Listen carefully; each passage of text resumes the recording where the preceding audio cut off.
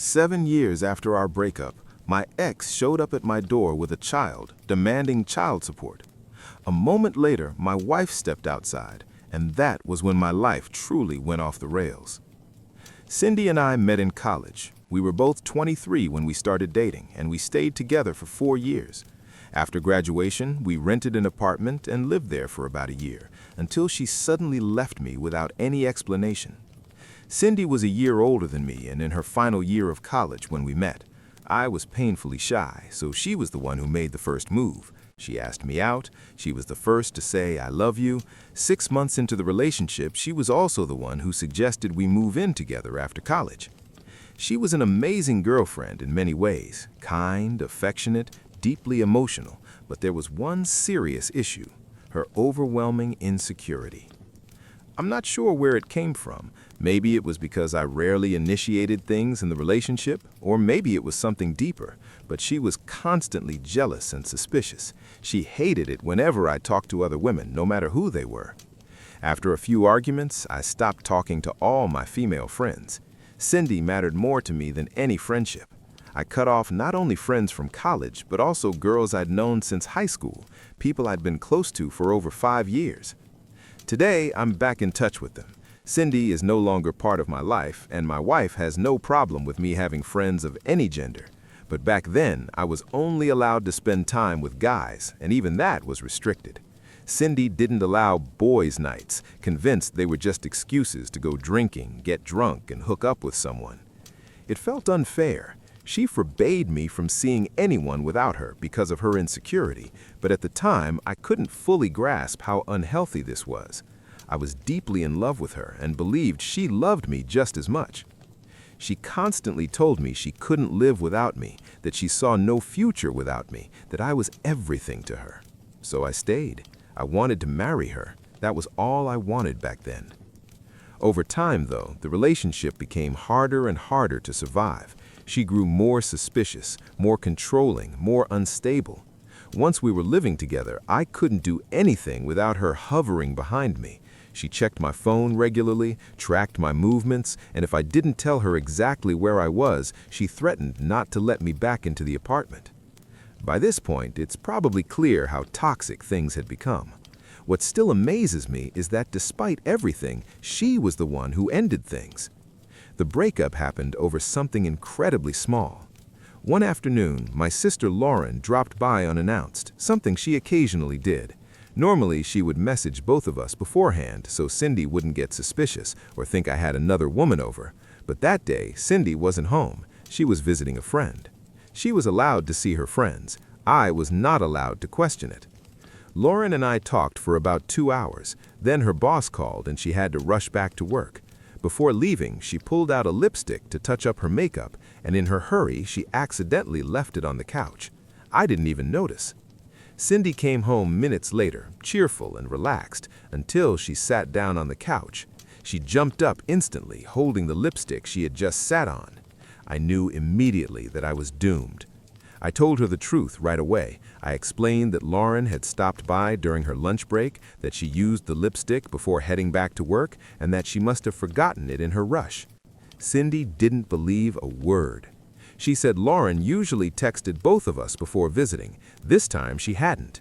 Cindy also claimed it made no sense for Lauren to use lipstick at our place, since my sister rarely wore makeup. She was convinced I had brought another woman into our home. She completely lost control. She started screaming, swearing, throwing things, first pillows, then books. Then she crossed a line. She grabbed the TV remote and threw it straight at me. I'd barely managed to dodge it. That was the moment I had to get out. I ran into the bedroom and locked the door. I didn't have my phone with me, so I couldn't call anyone for help. I sat alone in that room for nearly an hour while she screamed outside, accusing me of betraying her. She sounded unhinged. I was genuinely afraid. Eventually, the screaming stopped. I gathered the courage to step outside. The apartment was empty. The front door was open. I didn't text or call her for the next couple of hours, assuming she went out to cool off, but when she still hadn't returned by midnight, I tried calling her. The call wouldn't go through. After a few attempts, I realized she had blocked me. I tried messaging her. blocked there too. She had also removed me from all her social media. I panicked and tried contacting her friends, but none of them answered. I later realized I was likely blocked by them as well. For weeks, I tried everything to reach her. She ignored me completely. After nearly a month, I finally gave up. I understood she didn't want to be found. I was devastated. The months that followed were the darkest period of my life. I don't even know how I survived it. I went to work, came home, missed her endlessly, and pretended everything was fine. People told me I was better off without her. I didn't feel that way. I stayed in that apartment for a full year, hoping she might come back. I thought if I stayed, she would know where to find me. When I finally moved out, I buried the last hope of ever seeing her again. We never got closure. That unresolved ending remains one of the deepest pains I carry. I fell into a severe depression and avoided women entirely, afraid that moving on would make me a traitor to Cindy. That changed when I met my current wife, Emmy. She was a coworker, warm, kind, welcoming, not just to me, but to everyone in the office. She was beautiful, intelligent, and had an incredible personality. Despite all my efforts to keep my distance, I fell in love with her within a few months. I'd promised myself I'd never enter another relationship after Cindy, but Emmy changed everything. We've been together for almost 4 years now, married for 2. I'm genuinely happy with her. And until recently, I'd almost completely forgotten about Cindy, until the day she suddenly reappeared in my life. 7 years had passed since our breakup, or more accurately, since the moment she erased me from her life as if I had never mattered, all because of a ridiculous argument. Last weekend, my wife and I were simply relaxing at home when someone suddenly rang the doorbell. I went to answer it. Before I even had time to fully process who was standing there, she shoved a small boy into my arms. He looked about 7 years old. Cindy immediately demanded that I pay child support for the past 7 years. She didn't give me a chance to say a single word. She started screaming, claiming that for 7 years she had been trying to find me so her son could finally have a father. She accused me of running away from responsibility and insisted that I owed her years of unpaid support. I stood there in silence while she yelled. I didn't even know how to react. I was completely stunned. I just stood there like an idiot while she kept shouting. The accusations made no sense. I had waited an entire year after she vanished, hoping she would come back. She was the one who left me, not the other way around, and I was absolutely certain that the child wasn't mine. I stayed silent only because I was in shock. I couldn't even speak. When Emmy realized I had disappeared for a while, she came outside to see what was going on, and that was when everything flipped upside down. The moment Cindy saw my wife, all the color drained from her face. It was instantly clear that she was in serious trouble. At the time, I didn't yet understand why, but it was obvious that seeing Emmy completely rattled her. Emmy looked just as shocked to see Cindy standing at our door. Before I could say anything, the two of them started screaming at each other. I couldn't even follow what they were arguing about, but it was obvious they knew each other. This wasn't a first encounter. They went straight for each other, hurling insults, throwing the most vile words imaginable back and forth. Meanwhile, I stood there silently next to the boy, trying to understand what the hell was happening. Then Emmy finally brought out the heavy artillery. She told Cindy that if she didn't leave immediately, she was calling the police. That clearly wasn't an option Cindy wanted. She looked absolutely furious, but after one last round of insults and hateful looks thrown at both of us, she backed down. The moment Emmy repeated that she was calling the cops, Cindy grabbed her son and bolted as fast as she could. I had no idea what I had just witnessed. I assumed Emmy would explain everything once Cindy was gone. Instead, things somehow got even stranger. As soon as the door closed, Emmy turned to me and started yelling, asking how I could do this to her, how I could hide something like this from her. I still said nothing. I just stared at her in complete confusion. Her accusations made no sense to me. She acted as if I had deliberately hidden my past relationship with Cindy, but that wasn't true. I had always been open with Emmy. I told her everything about my ex. The only thing I hadn't done was show her pictures of Cindy. Not because I was hiding anything, there was simply nothing to show. I had lost my old phone before we moved into the new house. Every photo I had of Cindy was on that phone. When I lost it, I lost all of them. On top of that, I had already deleted most of our photos from social media because they were too painful to look at. Seeing reminders of how she disappeared without explanation hurt too much. So, first I deleted the photos, then I lost the phone, and that was it. No pictures left anywhere. I never tried to recover them. Honestly, I thought it was for the best. Fewer reminders. A few group photos still existed on my friends' accounts, but I asked them to remove those too. I didn't want to see myself with her. If Emmy had ever asked to see what Cindy looked like, I would have shown her whatever I could find. But she never asked, and digging through other people's albums for old photos felt pointless, especially since Emmy never showed any interest. So she never saw Cindy's face. After everything that happened, Emmy said she needed to go stay with her parents for a while, to cool off, sort through her feelings, and maybe come back later. I begged her to stay, but she left anyway. She said she couldn't be in the same space with me right now and needed time alone to process everything. I didn't even fully understand what she meant. She didn't explain. The whole situation felt like déjà vu, like history repeating itself, just like with Cindy. I was completely crushed. The next day, I finally forced myself to start making calls, trying to understand what was really going on. I called her parents first. They immediately attacked me, saying I should have told them about Cindy beforehand and not let everything explode like this. They tore into me and then hung up without giving me any real answers. Desperate, I called Emmy's older sister. She was the only person left who might explain something. I was lost, and she was my last hope. When she answered, I told her everything that had happened. That was when I finally learned the truth. Cindy and Emmy were cousins. Cindy's real name was Cynthia. The names I'm using here aren't their real ones, and I never called her that myself, which is why Emmy never made the connection. Apparently, Cindy had always been cruel and had been tormenting Emmy since childhood. Their relationship had been strained for years, but everything completely collapsed on Emmy's 18th birthday. Cindy slept with Emmy's boyfriend, the one she had been dating for nearly 3 years. The entire family exploded. Emmy's mother, who was Cindy's mother's sister, caused a massive scandal over Cindy's behavior. Naturally, each side defended their own child, and the families completely cut contact after that. But it didn't end there. Cindy continued to harass Emmy by spreading disgusting rumors about her online. Things escalated so badly that the parents had to intervene again. Only then did Cindy finally leave Emmy alone, and only because her parents forced her to. The cousins never spoke again, until they met again because of me. After that conversation, everything finally made sense. I understood why Emmy lost control when she saw Cindy on our doorstep. Seeing her, or Cynthia as Emmy knew her, dragged painful memories back to the surface for both of us. I spoke to Emmy after that call.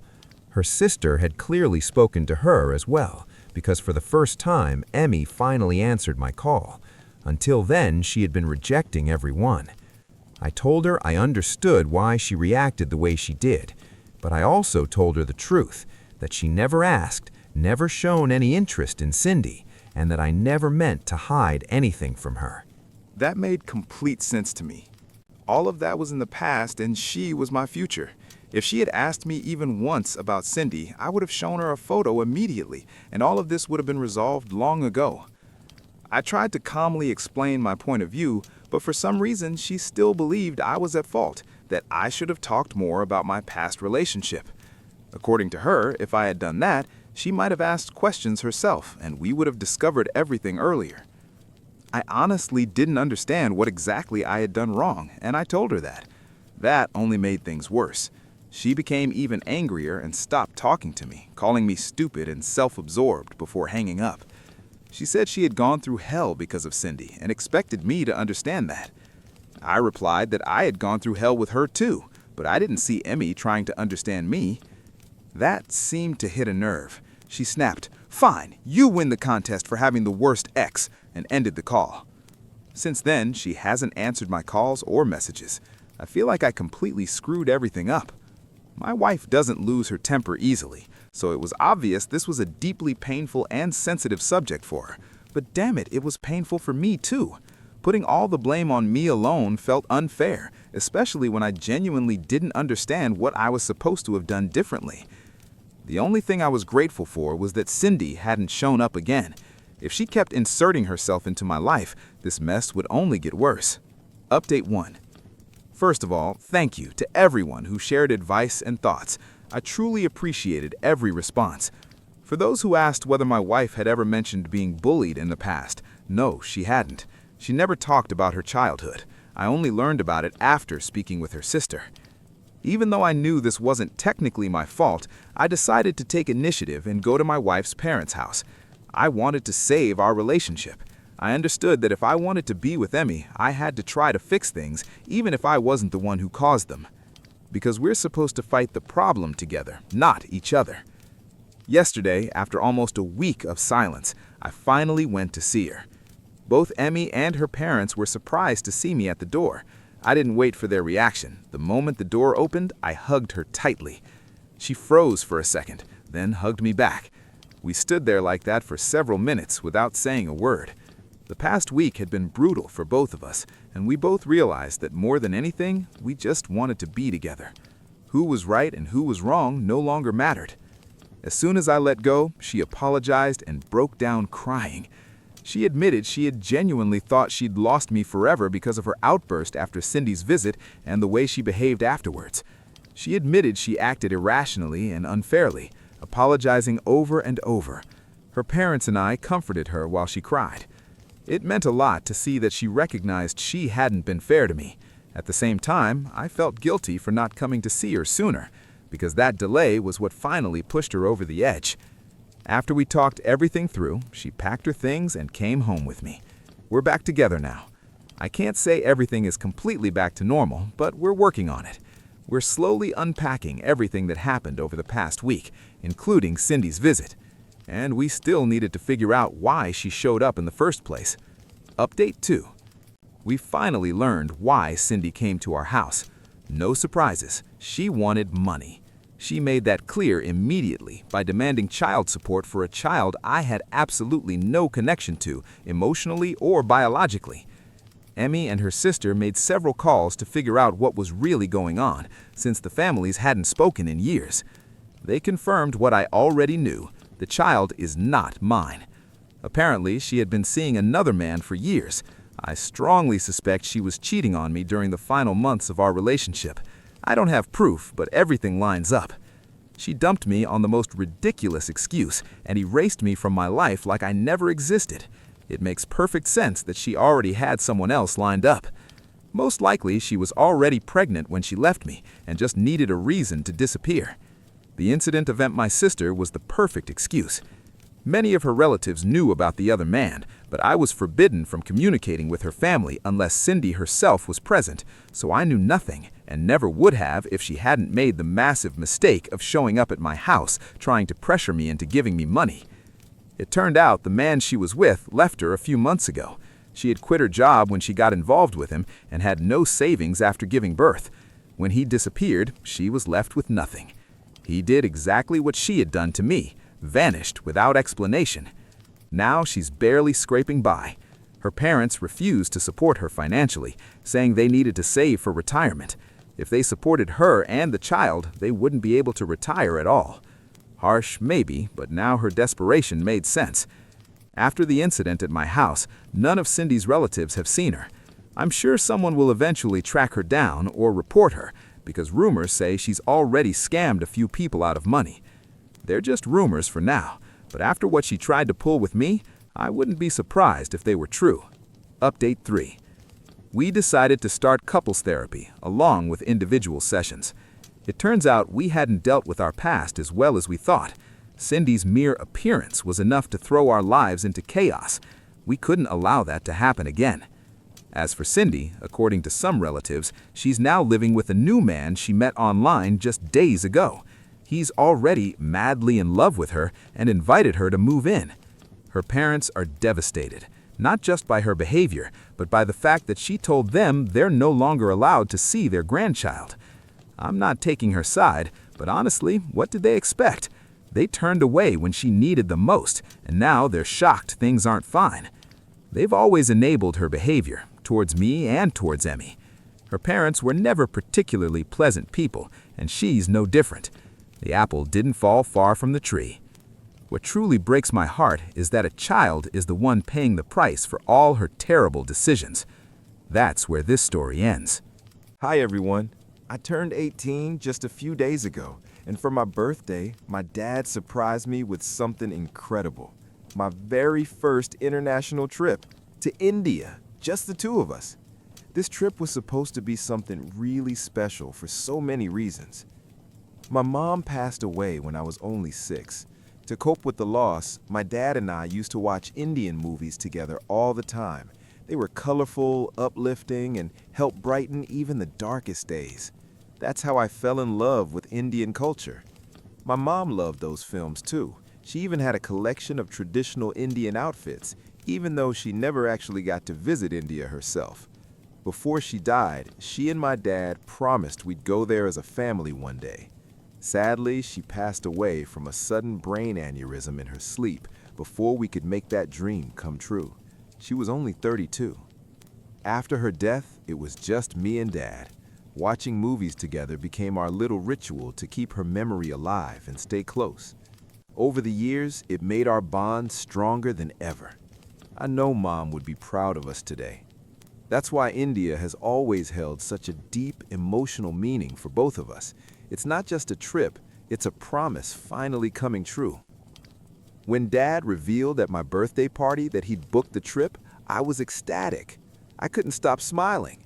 But not everyone was happy for me. My stepmom, Susan, and her daughter, Nadia, 17, looked like someone had slapped them. And sure enough, after the guests left, I overheard them arguing with my dad. From what I caught, Susan thought he should have postponed the trip so we could all go as a family. Honestly, I was relieved that it would just be the two of us. I don't get along with Susan or Nadia at all, and past family vacations with them were a nightmare. I couldn't imagine them ruining this one too, especially since it meant so much to me emotionally. Luckily, they had their own reasons not to join anyway. Nadia had her final exams and upcoming graduation, and Susan was tied up with an important project at work. Still, I can't help but feel Dad timed things perfectly so it could be just us, even if he'll never admit it. Susan and Nadia came into my life about 5 years ago. At first, everything seemed fine. They acted friendly enough while Dad was just dating Susan. But once he married her 2 years ago, things shifted. Their attitude toward me became cold and strange for no reason I could figure out. I hadn't done anything differently, yet suddenly I was treated like an outsider in my own home. And now, well, let's just say their jealousy hit a whole new level. Things were already bad with my stepmom and stepsister, but what they did before my trip crossed every line. I was never close with Susan or Nadia, but at least in the beginning our relationship was civil and polite. That all changed after Dad married Susan. Suddenly, she started treating me like dirt, and Nadia copied every move her mother made. They'd talk down to me, make nasty little remarks, and act cruel, but only when Dad wasn't around. The moment he walked into the room, they'd flip the switch and turn into sweet, smiling angels. It was so fake it made my skin crawl. Eventually, I needed to tell Dad what was going on. We sat down for a family talk, and at first, Susan and Nadia denied everything. Luckily, I had recorded one of our earlier conversations where they were openly horrible to me. With evidence on the table, they couldn't lie anymore. So instead of denying, they switched to emotional manipulation. They both burst into tears and told Dad they only acted that way because they felt like I hadn't accepted them as family, which was total nonsense. I did see them as family. It was them who treated me like garbage.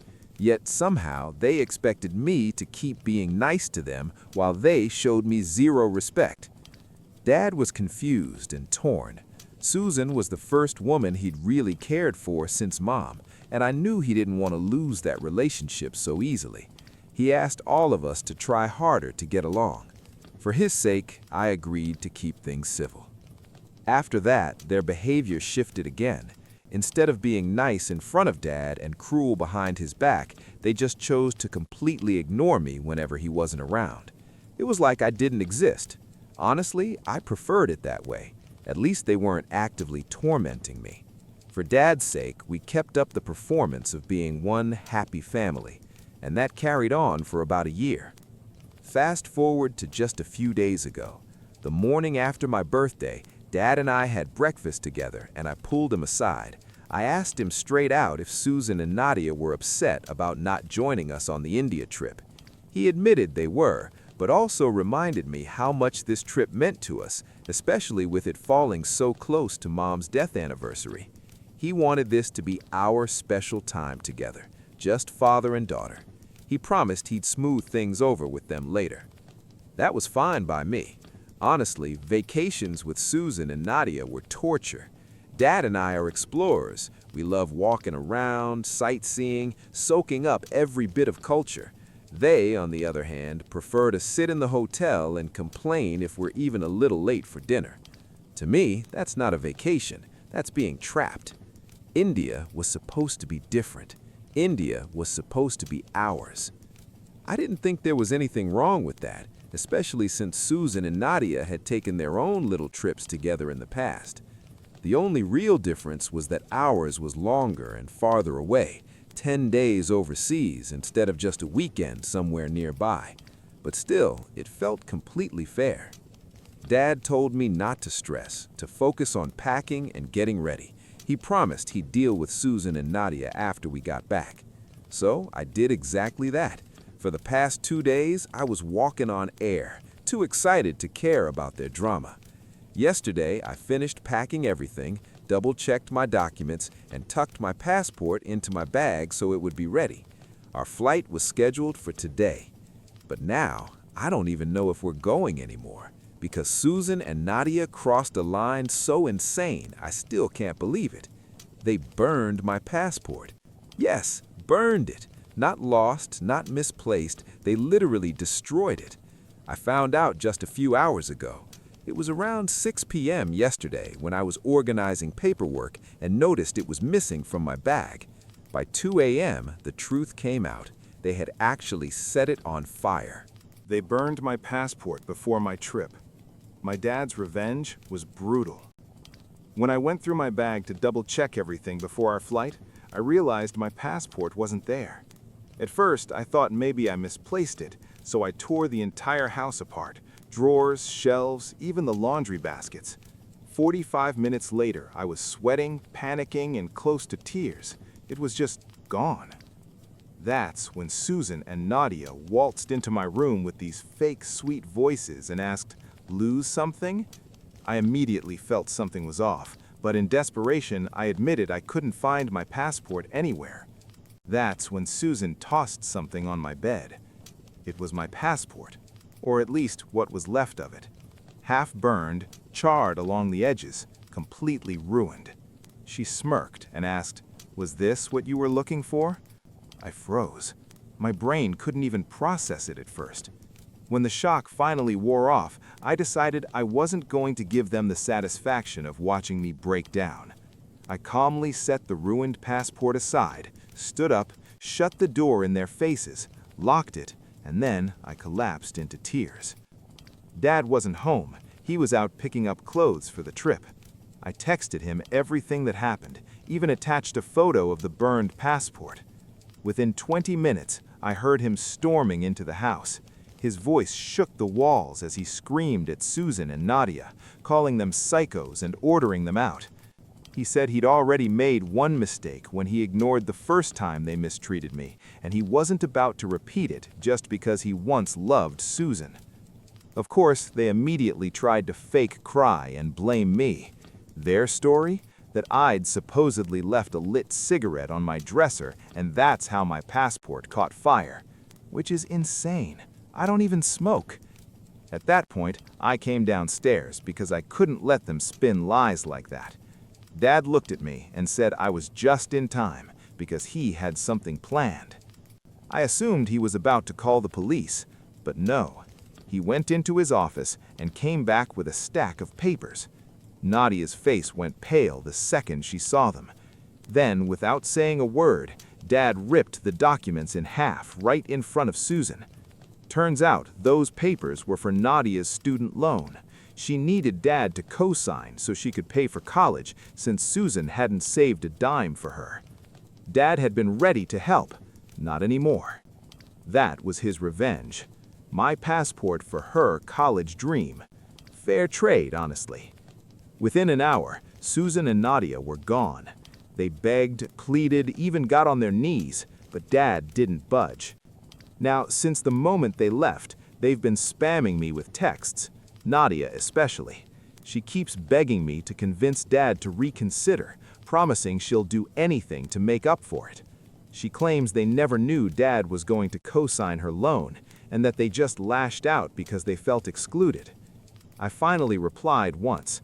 I reminded them that they've gone on plenty of mother-daughter trips without us, so why is it unfair when Dad and I wanted one international trip with Dad, without my stepmother and stepsister? Their getaways usually last only 2 to 3 days, somewhere nearby, while ours was supposed to be 10 full days in India. That's a big difference. So here I am asking, am I really the bad guy for wanting one international trip with my dad without my stepmother and stepsister? Well, before I continue, I'll just say what I think the answer is. No, not at all. This situation seems clear. I wasn't wrong. I wanted time with my dad, especially on my 18th birthday, and especially since it was in honor of my late mom. What Susan and Nadia did was cruel and manipulative, and it says more about them than about me. My dad, he's the one I feel bad for. He fell for a woman who clearly didn't respect me, and by extension, didn't really love him the way she should have. Update 2. A lot of people asked why we didn't call the cops after they destroyed my passport. The truth? It didn't even cross my mind at first. I was in shock, panicking, crying, and honestly, what would it have done? They would have just claimed it was an accident, dragged it out forever, and nothing would change. We didn't want that mess. Others also asked why I wasn't in college yet. I graduated high school last year and decided to take a gap year to figure myself out. I worked a few jobs, interned in journalism, and gained some experience in the field I want to study. Now I'm applying to schools, and luckily my grandparents have already promised to cover my tuition, so my dad doesn't have to stress about me.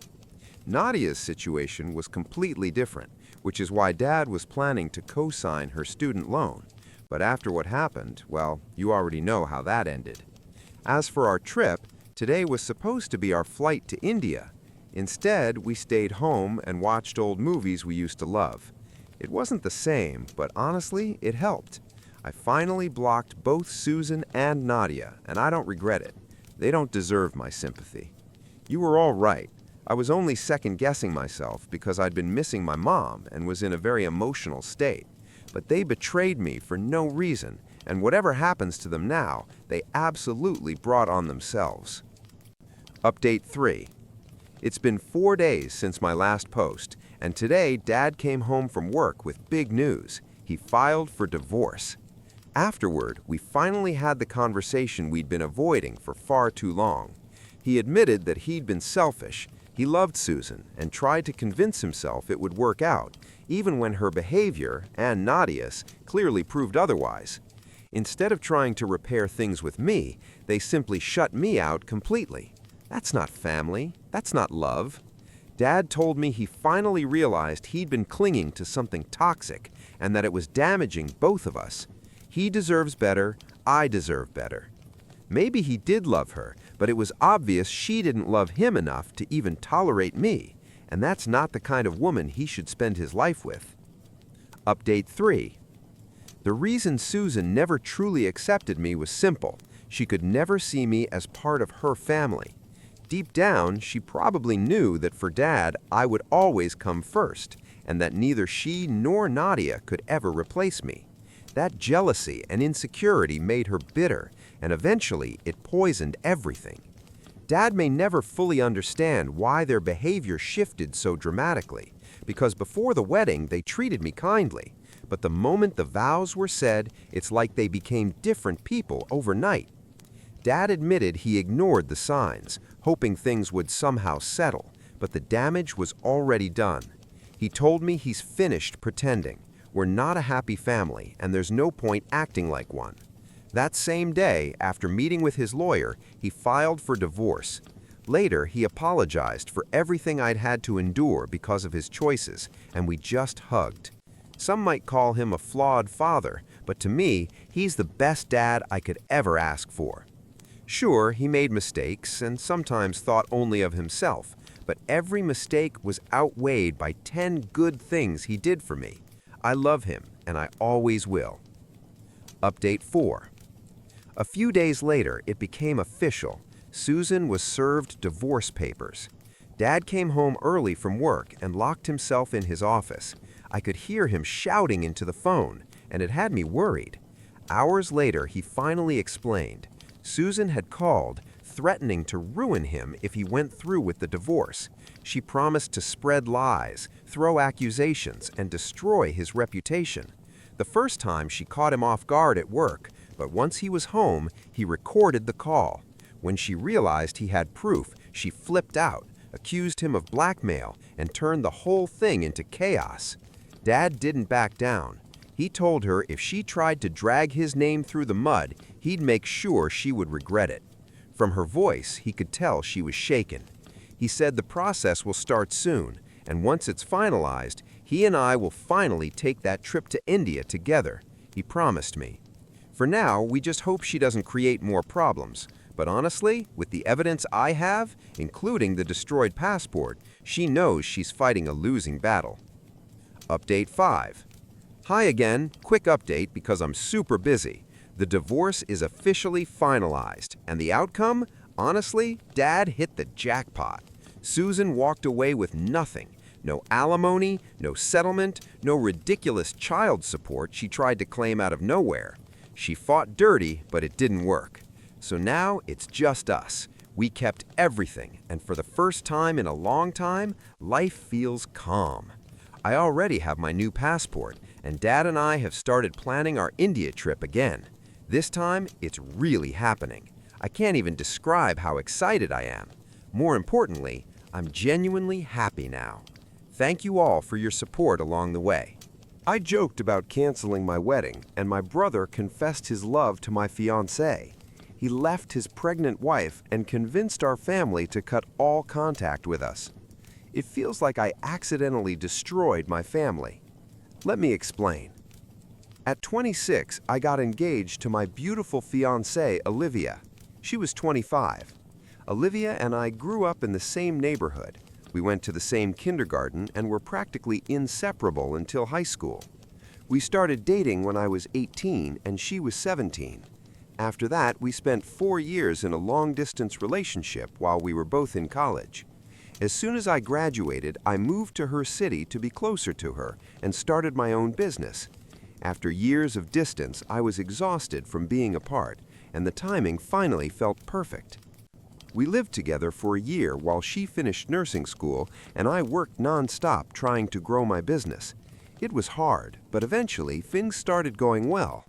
Olivia graduated last year and began working as a pediatric nurse. By that point, we had already been living together for over a year. That was when I finally did what I had dreamed of my entire life. I proposed to her. She said yes. We stayed engaged for almost 2 years because we wanted to save enough money to buy our own home before spending anything on a wedding. We didn't want a big celebration anyway. Everything felt perfect. This was exactly how I imagined my future when I was a kid. We both earned good money and planned to get married the following year. We even talked about having a child someday. Everything was going great. I never thought that a single joke could ruin my life, but that's exactly what happened last week during a family dinner. My parents invited Olivia and me over to celebrate their wedding anniversary. My younger sister Kate was there, as well as my older brother Jake and his wife Rachel. Jake and Rachel had been married for about a year and a half and were expecting their first child. We were sitting at the table, enjoying dinner and wine, when my dad jokingly asked whether Olivia and I were ever actually going to get married or if we planned to stay permanently engaged. Before anyone assumes he was being rude, my dad is a classic dad joker. He has known Olivia since childhood and already considers her his daughter-in-law. He knew perfectly well that not getting married was never an option. He was just teasing us. I laughed, shrugged, and said something like, "Well, you know, weddings are a lot of work. Sometimes I wonder if it's worth it. Maybe we should just cancel everything and save ourselves the headache." It was meant as a harmless joke. I love Olivia more than anything and can't wait to marry her. I was slightly drunk and didn't think for a second that my words could hurt her. But they did. She started crying. I was horrified. I immediately apologized, told her it was just a joke, that I didn't mean it, and that I couldn't wait to marry her. Every word of that was true, but she was deeply upset and ran to the bathroom. I followed her, but she wouldn't open the door. Eventually, I had to return to the table alone. Everyone was shocked. No one finished their dinner. My mom and sister talked to Olivia and told me she wanted to be alone and would stay with them for the night. They said it would be best if I left and gave her some space. I apologized again and went home feeling absolutely terrible. That night, I sent Olivia a long message apologizing for my stupid joke and promising I would never say anything like that again. I was confident in our relationship and believed that even if it took time, we would get through this.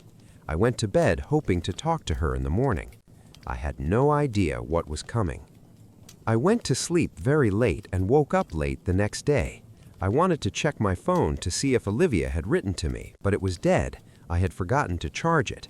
I panicked, wondering if I had missed calls or messages. When I turned it on, he told her that he hoped she would think about what he said and give him an answer. He said he wanted to marry her and would never make her wait years for a ring the way I supposedly had. He promised he would leave his wife and give Olivia everything she wanted. He even suggested that they run away together and start a new life far away from all of us. As expected, Olivia was completely horrified. She told him exactly what she thought of him, called him a monster for wanting to abandon his pregnant wife, and said that he disgusted her. Then she turned around and walked back toward the house. Her only plan was to quickly say goodbye to my family and come back to me. She had no intention of telling anyone what my brother had said. But it was already too late. When she walked inside, she saw Rachel, Jake's wife. Rachel was crying in my mother's arms. The moment she saw Olivia, she completely lost control. She screamed and lunged at her, and my sister had to physically hold her back. The scene was chaotic and emotional. That was when everything became clear. When Rachel woke up that morning, Jake was gone. After searching the apartment, she found a note on the nightstand. In it, he wrote that he was sorry, but he couldn't keep living like this. He said he had to leave because this might be his only chance to be with Olivia before it was too late. He had packed clothes and taken some of his belongings. Rachel tried desperately to call and text him, only to realize that he had blocked her. In panic, she decided to go to my parents' house. When she arrived and saw Olivia there, she exploded. There was a lot of screaming and insults. Rachel called Olivia a home wrecker and said many other cruel things. My mother was deeply embarrassed and redirected her anger toward me and Olivia. My father tried to calm everyone down, but my mother told him to stay out of it. Everyone tried to reach me, but because of my dead phone, I was unreachable. Eventually, Rachel left, saying she would never forgive us and that because of us, she would now be a single mother. By the time I arrived, Jake was still nowhere to be found. No one could reach him. That's how everything happened. I was in complete shock. I could barely process any of it. I just stood there, staring at Olivia. Even now, it still doesn't feel real. Olivia tried to explain that this was the first time she had ever heard anything like this from Jake, and that she had no idea he felt this way. I know she's telling the truth. I can't believe he carried this obsession for so many years. I was furious with my brother, but even angrier with my mother and sister for trying to blame Olivia. I could understand Rachel lashing out in pain, but I couldn't understand how everyone could gang up on the one person who had done absolutely nothing wrong, especially when she was already devastated. I apologized to Olivia for everything she had to hear and for arriving so late. Then I asked her to wait for me in the car while I talked to my mother and sister. That conversation went terribly. My mother was completely irrational and insisted that all of this could have been avoided if I had chosen my words better and hadn't joked about canceling the wedding. That made no sense to me. Anyone with basic reasoning could tell it was a joke. And even if it was poorly timed, how could she not blame my brother, the person who actually destroyed his marriage? I told my mother she owed Olivia an apology. That only made her angrier. She said she would never say a single kind word to Olivia for seducing her son and breaking the family apart. I was stunned.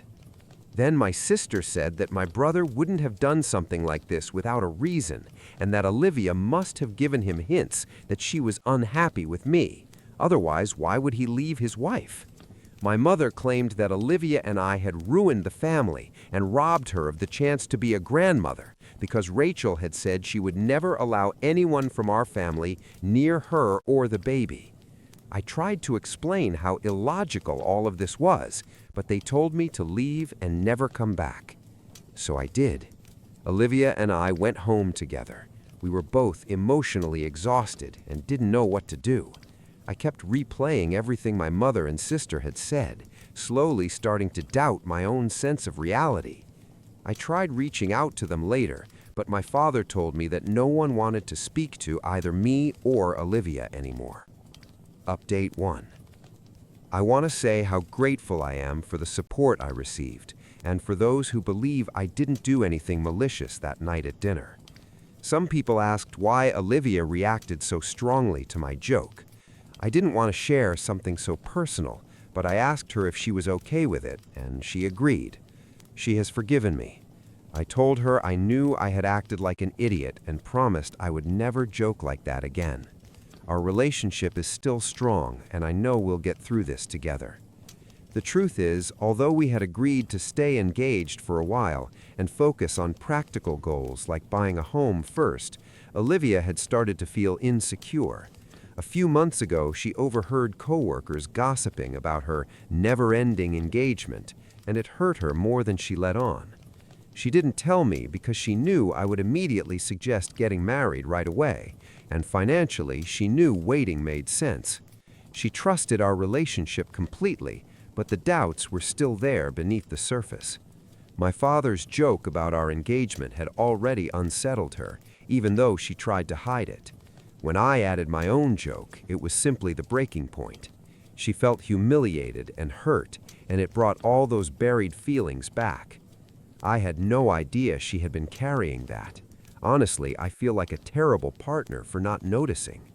We talked everything through and decided to have a small ceremony within the next 6 months so she wouldn't feel anxious anymore. For the past 2 years, we dreamed of a beautiful beach wedding after buying a home.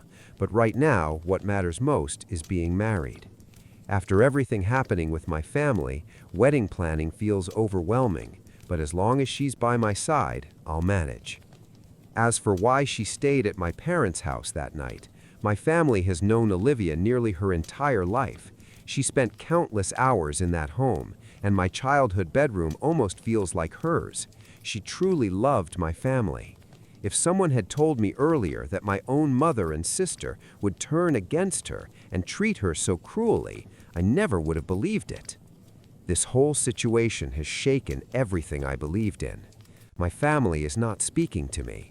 I'm still trying to process what my brother did. He has not contacted Olivia since, and he avoids my calls as well. I don't know where he is. No one in my family wants to talk about him. And that's where things stand. My father tried to stay neutral, but he didn't want to upset my mother. According to him, she was in hysterics at the thought that she might not see her first grandchild. He also said they had tried to contact my fiancé, but she made it clear that she didn't want to speak to any of them. I would never have guessed that my brother had feelings for Olivia. He is 4 years older than me. The three of us grew up together and played together since childhood. As I mentioned before, Olivia and I have been close almost our entire lives, even though we only started dating in my senior year of high school. My brother always had plenty of girls interested in him, serious relationships and casual flings alike. If he had wanted to, he could have asked Olivia out long before I did, but he didn't. I don't think I mentioned that Olivia and I had broken up for almost a year during a long-distance period. He knew about it and still never tried to pursue her, not even a little. So I cannot understand how he could suddenly pull something like this. I feel deeply ashamed of how he treated Rachel. Olivia and I both tried to reach out to her and explain our side, but she refused to talk. After several days of trying, we decided to respect her choice and stop bothering her. Honestly, I don't know what to do next. I still believe my fiancé deserves an apology from my family for everything she was forced to hear, and I will make sure she gets it. But for now, we both agreed it would be better to let everyone cool off before confronting them again. A few weeks later, my brother returned to his wife. When he showed up at home, he begged Rachel to give him a second chance. He claimed he hadn't been thinking clearly and blamed Olivia for everything. He even had the audacity to say that she had been giving him signals for years, and that night it all just hit him, so he made a rash decision. I cannot understand how anyone could believe such nonsense, but Rachel apparently did. She decided to forgive him. But what shocked me even more was my sister's reaction. Rachel no longer wanted to be part of our family and demanded that my brother move to another state and raise their child far from all of us. My brother tried to convince her to reconsider, and she agreed, but only on one condition. She never wanted to see me or my fiancé again.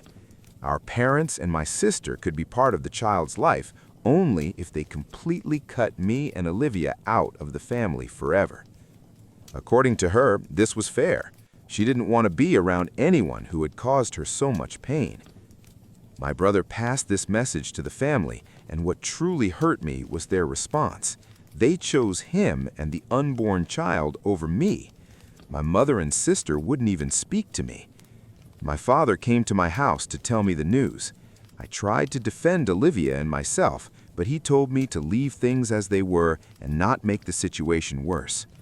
My disappointment is impossible to describe in words. This all happened just a couple of days after the previous events. A few more weeks have passed since then. Olivia and I are going through a very difficult period. No matter how much I try to convince her that she did nothing wrong, she still feels guilty, thinking that my family cut me off because of her. Honestly, I don't care about them anymore. What angers me most is their cowardice and how proudly they took the worst possible stance.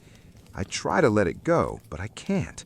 I've even caught myself thinking about ways to make them pay, despite Olivia asking me to forget it. Maybe I'll come up with something. At the very least, my brother deserves a lesson. Here's an interesting continuation. As I mentioned before, Olivia and I were furious at how my family had handled everything.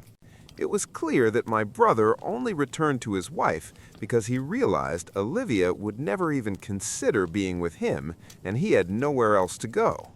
We, of course, do not blame my sister-in-law. The thought of her being a single mother is frightening enough. But we also understood that the whole situation was completely unfair to her.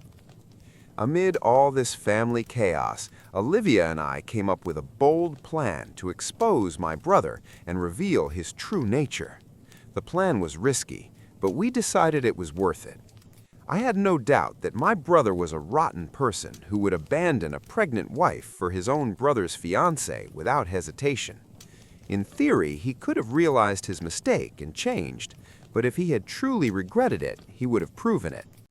The plan was this. Olivia would pretend to be interested in him, lure him into a trap, and show everyone who he really was. The risk was that my brother might see through the plan and lie to his wife and everyone else, claiming Olivia had provoked him. But since no one had been on our side anyway, we had nothing to lose. We were nervous, but Olivia was determined. She was supposed to visit him at work during lunch, tell him she had made a mistake, take him to a restaurant, and talk about the future. My role was to convince his wife to come to the same place and catch him in the act. I knew my brother would follow Olivia, but persuading his wife to even hear me out was more difficult. Still, it was worth trying. We took it seriously. Olivia even removed her engagement ring to make it convincing. As expected, my brother fell for it instantly. Olivia arrived, shed a few tears, and confessed her feelings. He melted immediately. She told him she had been afraid to admit her feelings, but was now ready to leave everything behind. Showing her bare finger without the ring erased his last doubts. Surprisingly, convincing his wife was easier than I thought. I think deep down she always knew the truth. We waited at the restaurant, and of course, Olivia entered with my brother. What happened next was spectacular. His wife confronted him publicly, yelled at him, and even splashed a drink in his face. My brother looked as if he were experiencing the worst moment of his life, and probably he was. He exploded in anger and started yelling at Olivia. That's when I stepped in. I had seen enough of how he humiliated her. A firm punch to the jaw solved the problem. We left together, his wife, Olivia, and I, and drove straight to my mother's house. We told her everything. After a few seconds of disbelief, my mother broke down in tears and apologized to both of us for everything she had said before. My sister did the same. I'm happy to report that my family is whole again. Now my brother must face the consequences of his actions. We made it clear to him and his wife that he no longer has a place in our family, but she and their future child are always welcome. His wife is an amazing woman, and she deserves to be loved and appreciated. I'm confident she will find someone who truly values her. Olivia and I promised that we will always support her and my future niece or nephew, making sure she never feels alone. She is still shaken, honestly. We are all shaken, but I believe things will get better with time. And that's it. There have been no further updates. The story seems to have reached a logical conclusion. My wife and her best friend accused me of cheating and lost their minds when they found out I wasn't. I'm 31. My wife is 29. Last year we had a baby. The birth was traumatic, and my wife developed postpartum depression. Originally, she planned to return to work after giving birth, but the challenges were so intense that we decided to wait until our daughter turned 1 and then reassess the situation. She attends weekly appointments with a psychiatrist. Since my wife stayed home full-time, I had to work more. We discussed this in advance before making the decision. A few weeks ago, my boss offered me a project that required a lot of overtime. It was a fantastic opportunity to earn extra money and advance my career. I talked it over with my wife, and she agreed that I should take it. For 4 weeks while I worked on the project, my mother-in-law and my wife's best friend, Jessie, helped with some of the responsibilities I usually handled. Jessie is a stay-at-home mom with a 4-year-old and a 2-year-old. She started coming over during the day to watch the kids alongside my wife. 3 weeks into the project, it became clear we'd need a few more weeks to finish. That evening, I came home and spoke to my wife about it. She said it was fine. Over the next few days, however, she became very cold. I didn't think much of it, as her mood swings over the past few months weren't unusual, and I tried not to take it personally. During the last week of the project, I came home one evening and saw Jessie still at our house. I greeted her and my wife, then went to check on our daughter. Before I reached her room, I overheard Jessie say something like, He doesn't even stop to say hi to you. That's definitely a sign." I turned around and asked what she meant. My wife immediately started crying, while Jessie accused me of cheating. Jessie said I must hate my wife because of her postpartum depression and that she wasn't attractive to me anymore since gaining weight after pregnancy. None of this was true. I've been doing my best to support my wife through her depression and take care of our family, and I think she looks beautiful as she is. She simply wasn't in the mood for intimacy, and I didn't pressure her. Then Jessie demanded to see my phone. I said no. She claimed that was proof I was guilty. I told my wife she could check my phone if she wanted. She nodded. Something inside me broke. It hurt that she believed I was having an affair and that she didn't trust me after everything we'd been through. She looked through my phone. There was nothing incriminating. Then Jessie accused me of deleting evidence and started shouting, waking our daughter.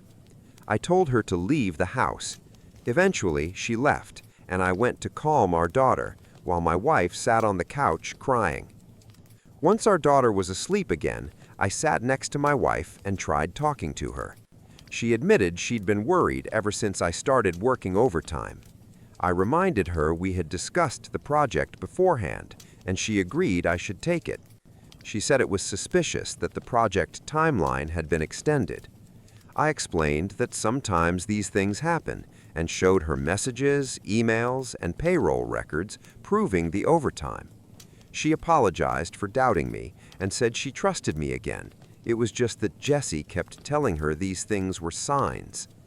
I asked my wife why she trusted Jessie more than me and why she didn't come to me first with her concerns. She had no answer. A couple of weeks later, the project ended. I've reduced my workload a bit to spend more time with my wife and daughter, but I feel completely drained trying to accommodate her and anxious because deep down I know she doesn't fully trust me. I wonder what will happen next time I take on a project or have a work assignment, or if I go on a business trip. Will this cycle of accusations happen again? I've tried bringing it up a few times, but my wife says it's not the right time. She's tired and sad. I tried to respect her feelings, but I can't help wondering if there's room for my feelings in our family anymore. I don't know what to do in this situation. Does anyone have advice on how to move forward? Update, 4 days later.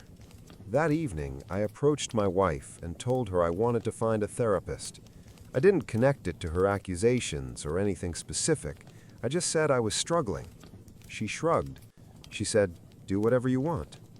The next day, I returned from work to find our bedroom and my home office completely ransacked. Papers and personal items were scattered everywhere. My wife was nowhere to be found, and our daughter was crying in her room. She had left her alone and turned off her phone. I immediately tried calling her parents and a few friends, but no one had seen her.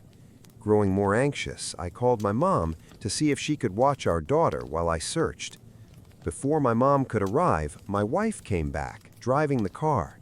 Jessie, her friend, stayed in the car and hadn't entered the house since I had kicked her out because she was insulted by my behavior. My wife walked in, visibly upset and in tears. I asked what had happened, initially fearing that someone had broken in. Instead, she started yelling at me, accusing me of cheating, and claiming that my visits to a psychiatrist were a cover to see a mistress. I tried to calm her and insisted that none of it was true, but she attacked me and broke my nose. After realizing what she had done, she slumped onto the couch in a dazed state, staring blankly at the wall. I quickly went to my daughter's room and locked the door. I called my mom, who was already on her way, to explain the situation, and also reached out to my mother-in-law to ask her to come and look after my wife. I packed a bag for our daughter, and my mom and I left with her. My wife didn't even look up. We dropped our daughter off at my father's house and then went to the emergency room to treat my nose. In the process, I stained my mom's new Subaru with blood. For now, my daughter and I are staying with my parents, while my wife is with her parents. I'm considering filing a restraining order against Jessie. My wife and I are separating. I still love her, but I cannot live with someone who causes me harm and could potentially endanger our child. I am holding off on divorce, hoping she will receive the necessary treatment so we might repair our relationship. My in-laws mentioned that they are considering inpatient care at a local facility. I have also documented the entire chaotic incident in case it becomes relevant for custody proceedings. My heart aches because I know this isn't really my wife, it's her mental illness, but I have to protect myself, our daughter, and give my wife space to recover. I hope this is the right decision. Ultimately, I concluded that to safeguard my daughter, I must file a police report. I was heading to the station when, 3 days later, my wife died early Monday morning. She had become convinced by her friend Jessie that I was having an affair, which was entirely false. She lost her sanity. She was with her parents, who had planned to admit her to a hospital for treatment. On Sunday evening, she had come to my parents' house, demanding to take our daughter. She had left her alone for a few hours previously and had attacked me. I refused. I offered supervised time with the child in the presence of both sets of parents, but she refused, upset, and eventually left. A few hours later, she crashed her parents' car into a tree and died. Jessie visited yesterday, crying, to see me and our daughter. She claimed she planned to speak at my wife's funeral and that she had arranged it with my in-laws, but informed me out of courtesy. I told her she would not be allowed to speak. We argued, and she left, saying that I wasn't the only person who loved my wife. I spoke with my in-laws, who insist that Jessie should be allowed to speak because she had known my wife since childhood, and they are close to her. I fear that giving in to their pressure could damage my relationship with them. At the same time, the thought of Jessie standing at my wife's funeral makes me physically sick. I don't think I could bear hearing her, knowing she had taken pleasure in my wife's mental decline and had left our daughter alone. Yet I don't trust my own judgment right now. My mind is clouded, my parents are divided over what to do, and I don't have the energy to reach out to friends. So once again, I am asking, what should I do? My sister-in-law stole 2,000 euros from me and my husband, and then called us cruel, selfish monsters for wanting the money back. This happened in a large German city. My husband's sister is 55, and her equally useless husband is 57. They're always broke and constantly whining about it. For more than 10 years, they've been running to the family with their hands out, expecting someone else to pay their bills. Their household debt is well into six-figure territory. My sister-in-law is a trained physical therapist, and her husband is the kind of man who insists that because of his skin color and age, he shouldn't even bother applying for jobs. No one will hire me anyway. Whenever someone asks why neither of them works, she always says her back hurts, and he claims his knees are bad.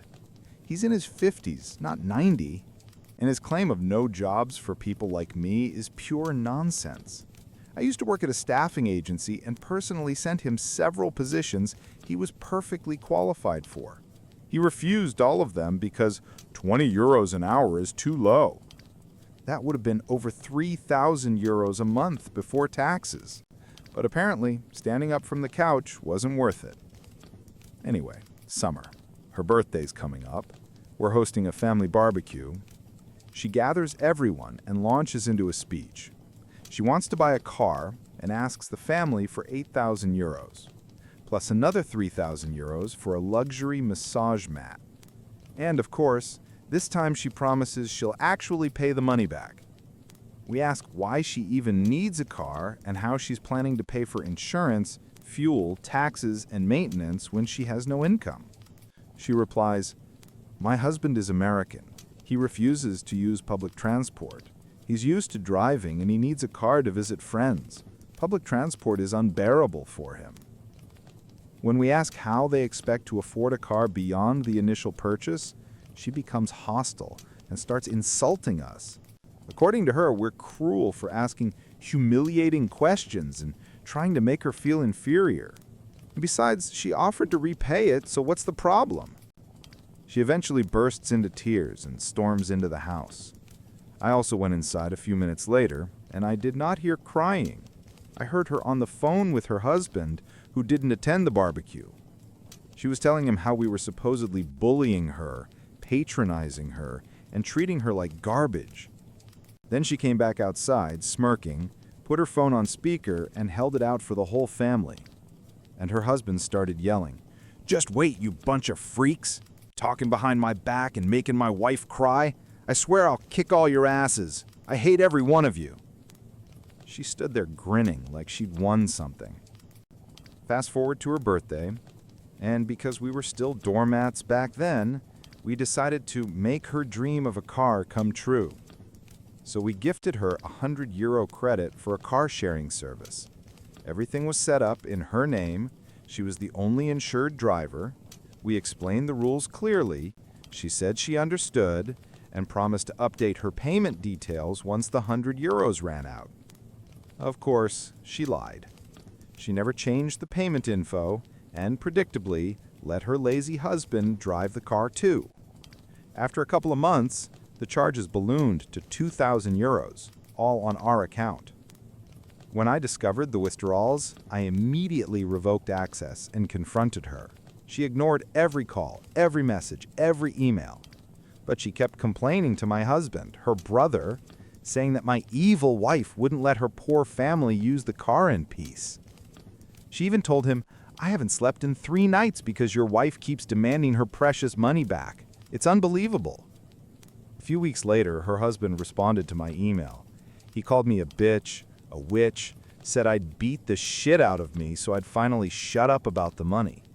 According to him, I needed therapy because I was crazy. He kept threatening that I'd get a few punches soon if I didn't stop bothering them.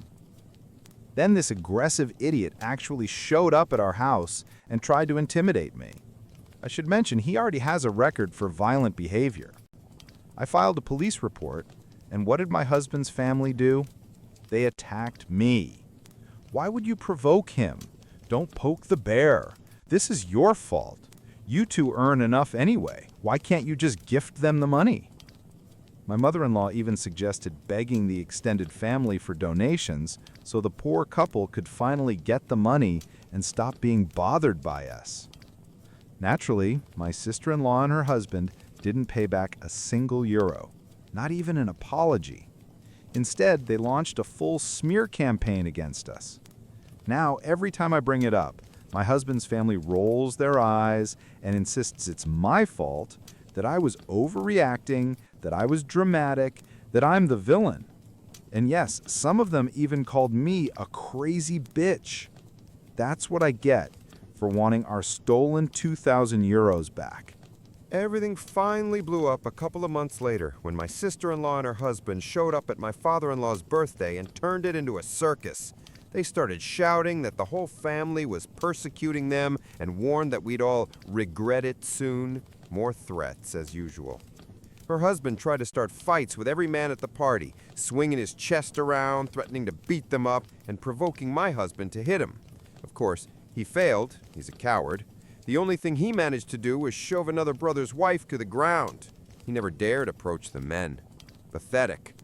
Meanwhile, my sister-in-law was screaming at me, insisting that I had personally destroyed the family. She asked me mockingly if I was proud of the damage I'd done. A little later, her husband came running toward me, yelling that he would do anything to protect his family and that he'd smash my face in. I called the police. The moment they heard the sirens, both of them vanished. It took 3 long years before we finally got our money back from my mother-in-law, who gave it to us with the most condescending attitude imaginable. She grumbled, complained, acted as if we were greedy beggars, but eventually paid. She essentially bailed out her grown daughter, who never takes responsibility for anything. Recently, my charming sister-in-law came crawling back again, claiming she had severe depression because of the way we supposedly treated her.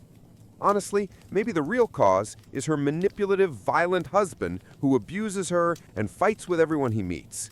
She said my negative energy was so overwhelming she had to check into a psychiatric clinic. I told her to leave and take her melodrama somewhere else.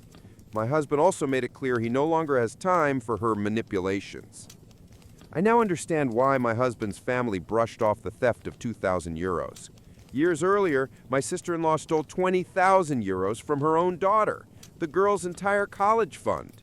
When the daughter asked where the money went, her mother just shrugged and said, "I needed it." I now cut all contact with my husband's extended family. He only speaks to a few relatives. I finally feel free of these parasites. And honestly, except for my husband, his family is trash. They excuse theft, tolerate verbal and physical abuse, and constantly swap victim and aggressor. I will never sit at the same table with them again. Update. The saga didn't end. Recently, my mother-in-law passed away. My sister-in-law and her husband showed up at the funeral, despite the fact that he openly told my mother-in-law while she was alive that he despised her. The family had asked him not to come, out of respect, but he strutted into the chapel like he owned the place and sat in the front row, the row reserved for immediate blood relatives. My sister-in-law started screaming at people who told him to move, announcing that she was the firstborn and therefore had privileges, including bringing her husband wherever she wanted. According to her, she alone had the right to dictate how the ceremony should be held. And then there was her husband's outfit, a blue polyester pinstripe suit, not elegant, more like cheap gangster style, sunglasses indoors, a baby blue faux fur hat, and a cane with a fake silver handle. He looked like he was auditioning for a low-budget pimp movie. He clearly wanted attention, but the mourners told him to keep his mouth shut. During the burial, he didn't even approach the grave. He sat aside, glaring at everyone, turning his head away when people tried to speak to him, refusing to shake hands. Why he came at all is beyond me. A small family gathering was planned afterward, without my sister-in-law and her husband, but my mother-in-law's elderly sister, who knew very well it was supposed to be private, suddenly decided to invite everyone from the funeral. Naturally, my sister-in-law and her husband took that as a personal invitation. Free food, of course. And since they lack any sense of dignity or restraint, my sister-in-law and her younger daughter found it appropriate to scream at my husband, who had just buried his mother, because he didn't want their precious patriarch at the funeral. They shrieked like banshees in the middle of the street. 20 minutes had passed since the burial, the grave wasn't even fully covered, and they were demanding that my husband apologize immediately for not inviting them. Her husband watched with pleasure while mother and daughter put on the show. He finally got the narcissistic boost he craved. While walking toward the gathering place, still yelling at my husband, they accused him of being insane for letting his wife file a fake police report against their innocent family man. My sister-in-law's 18-year-old daughter flipped him off, insulted him repeatedly, and called him crazy, all while he was grieving. His husband observed it all with a satisfied smirk. His poison now runs in both his wife's and daughter's veins. The funeral was probably the best day of his life. 2 psychologists later diagnosed him as both a narcissist and a sociopath. And finally, I partially blame my sister-in-law for my mother-in-law's sudden death. My MIL had lung cancer and struggled to breathe. 3 days before her death, she called her daughter, my sister-in-law, and begged her to apologize to me and my husband for the stolen money, hoping for some peace in the family. My sister-in-law screamed at her so violently that an ambulance had to be called. My MIL went into respiratory distress from the emotional shock. She died 2 days later. I threw out my pregnant sister-in-law's food.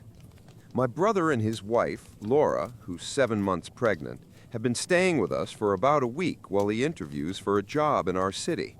My kids adore having their aunt and uncle around, and everything had been going smoothly. Yesterday, Laura went grocery shopping and came back with several bags. I thanked her, but told her it really wasn't necessary.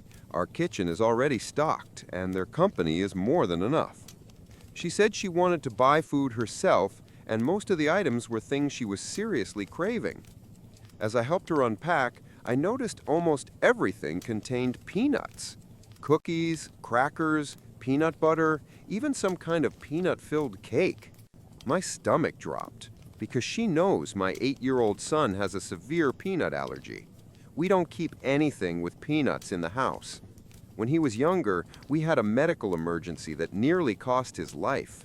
Ever since then, peanuts are a hard no. I tried not to be rude, but I told her I wasn't comfortable having that stuff in my home. Laura insisted she'd be careful. She wouldn't eat it around him or the other kids. She'd clean up afterward, she promised. She said her pregnancy cravings were intense and she really needed these snacks. Look, I have 4 kids. I know pregnancy cravings can be weird. I personally never had any that extreme, but every woman is different. I explained everything to my son and told him not to touch her snacks or be near her when she ate them. Fine. Problem solved. Or so I thought. This morning, I went downstairs early to make breakfast. I opened the fridge and found strawberries covered in peanut butter sitting right on the shelf with no container. Next to them, an open jar of peanut butter with the lid barely hanging on, and a plate of cold, soggy peanut butter sandwiches because apparently she likes them that way. I was furious. I've read enough about airborne allergens to know this was not safe. I grabbed a trash bag and started dumping everything inside. Her food, our food, all of it. I didn't care. I planned to take the bag straight to a shelter and explain why I couldn't keep it. Laura walked in while I was still fuming and asked what I was doing. I didn't hide my anger. She immediately got defensive, saying I had no right to throw away her food, that her baby needed it, and that I was being cruel to a pregnant woman. I told her point blank that I didn't care. If she couldn't respect my rules or my child's safety, then her cravings were not my problem. My kid could die. She stormed upstairs, packed her things, came back down, grabbed the bag of food, and left in tears. My brother called about half an hour later during a break in his interview. He was upset with both of us, said everyone was overreacting and that our son was still perfectly fine. When my husband came home, I told him everything, and he immediately took my side. So, was I wrong? Before we move on to the update, I'd love to hear your thoughts. Honestly, I can understand both sides here. If I were the pregnant woman, I'd probably feel humiliated and confused too. Someone throwing away all the groceries I bought, including my own food, because of a few peanut butter snacks? I'd be annoyed. But I also fully understand the mom. You simply cannot risk your child's life just to satisfy someone else's cravings. The unborn baby doesn't need peanut butter. It's a craving, not a medical necessity. Looking at the situation logically, the mom was right to prioritize her son's safety. Severe allergies are no joke, and if airborne peanut particles are even a small possibility, she had to act. The pregnant woman showed a shocking level of carelessness. So what do you think? Whose side are you on? Update 1. As many commenters predicted, Laura immediately ran to my family to complain. To her credit, she didn't twist the story. She told it exactly as it happened. And my mother was furious. She called me out of breath like she'd sprinted a mile, right after giving Laura a long lecture and making sure my son was okay. I can only imagine what she said to her. Even my stepdad gave Laura one of his signature disapproving glares, the kind that could make a grown adult rethink their entire life. My brother came by later that evening to pick up his things. For some reason, Laura had only packed hers. He apologized for what happened and said he'd talk to her once she calmed down. According to him, she'd been crying non-stop ever since leaving my mom's place and now felt completely unwanted in our family. And of course, he blamed me for that. My husband stepped in and told him enough was enough, that Laura's feelings didn't outweigh what we had gone through and that she needed to stop acting like the victim. He pointed out that I'd been scrubbing the house from top to bottom for hours because of her stunt. Yes, I panicked a little and launched into a full deep clean, especially in the kitchen. My brother stormed out, saying we were impossible to reason with because we're both too stubborn. Now that I've calmed down, I do feel bad that Laura is hurt and feels unwelcome. That was never my intention.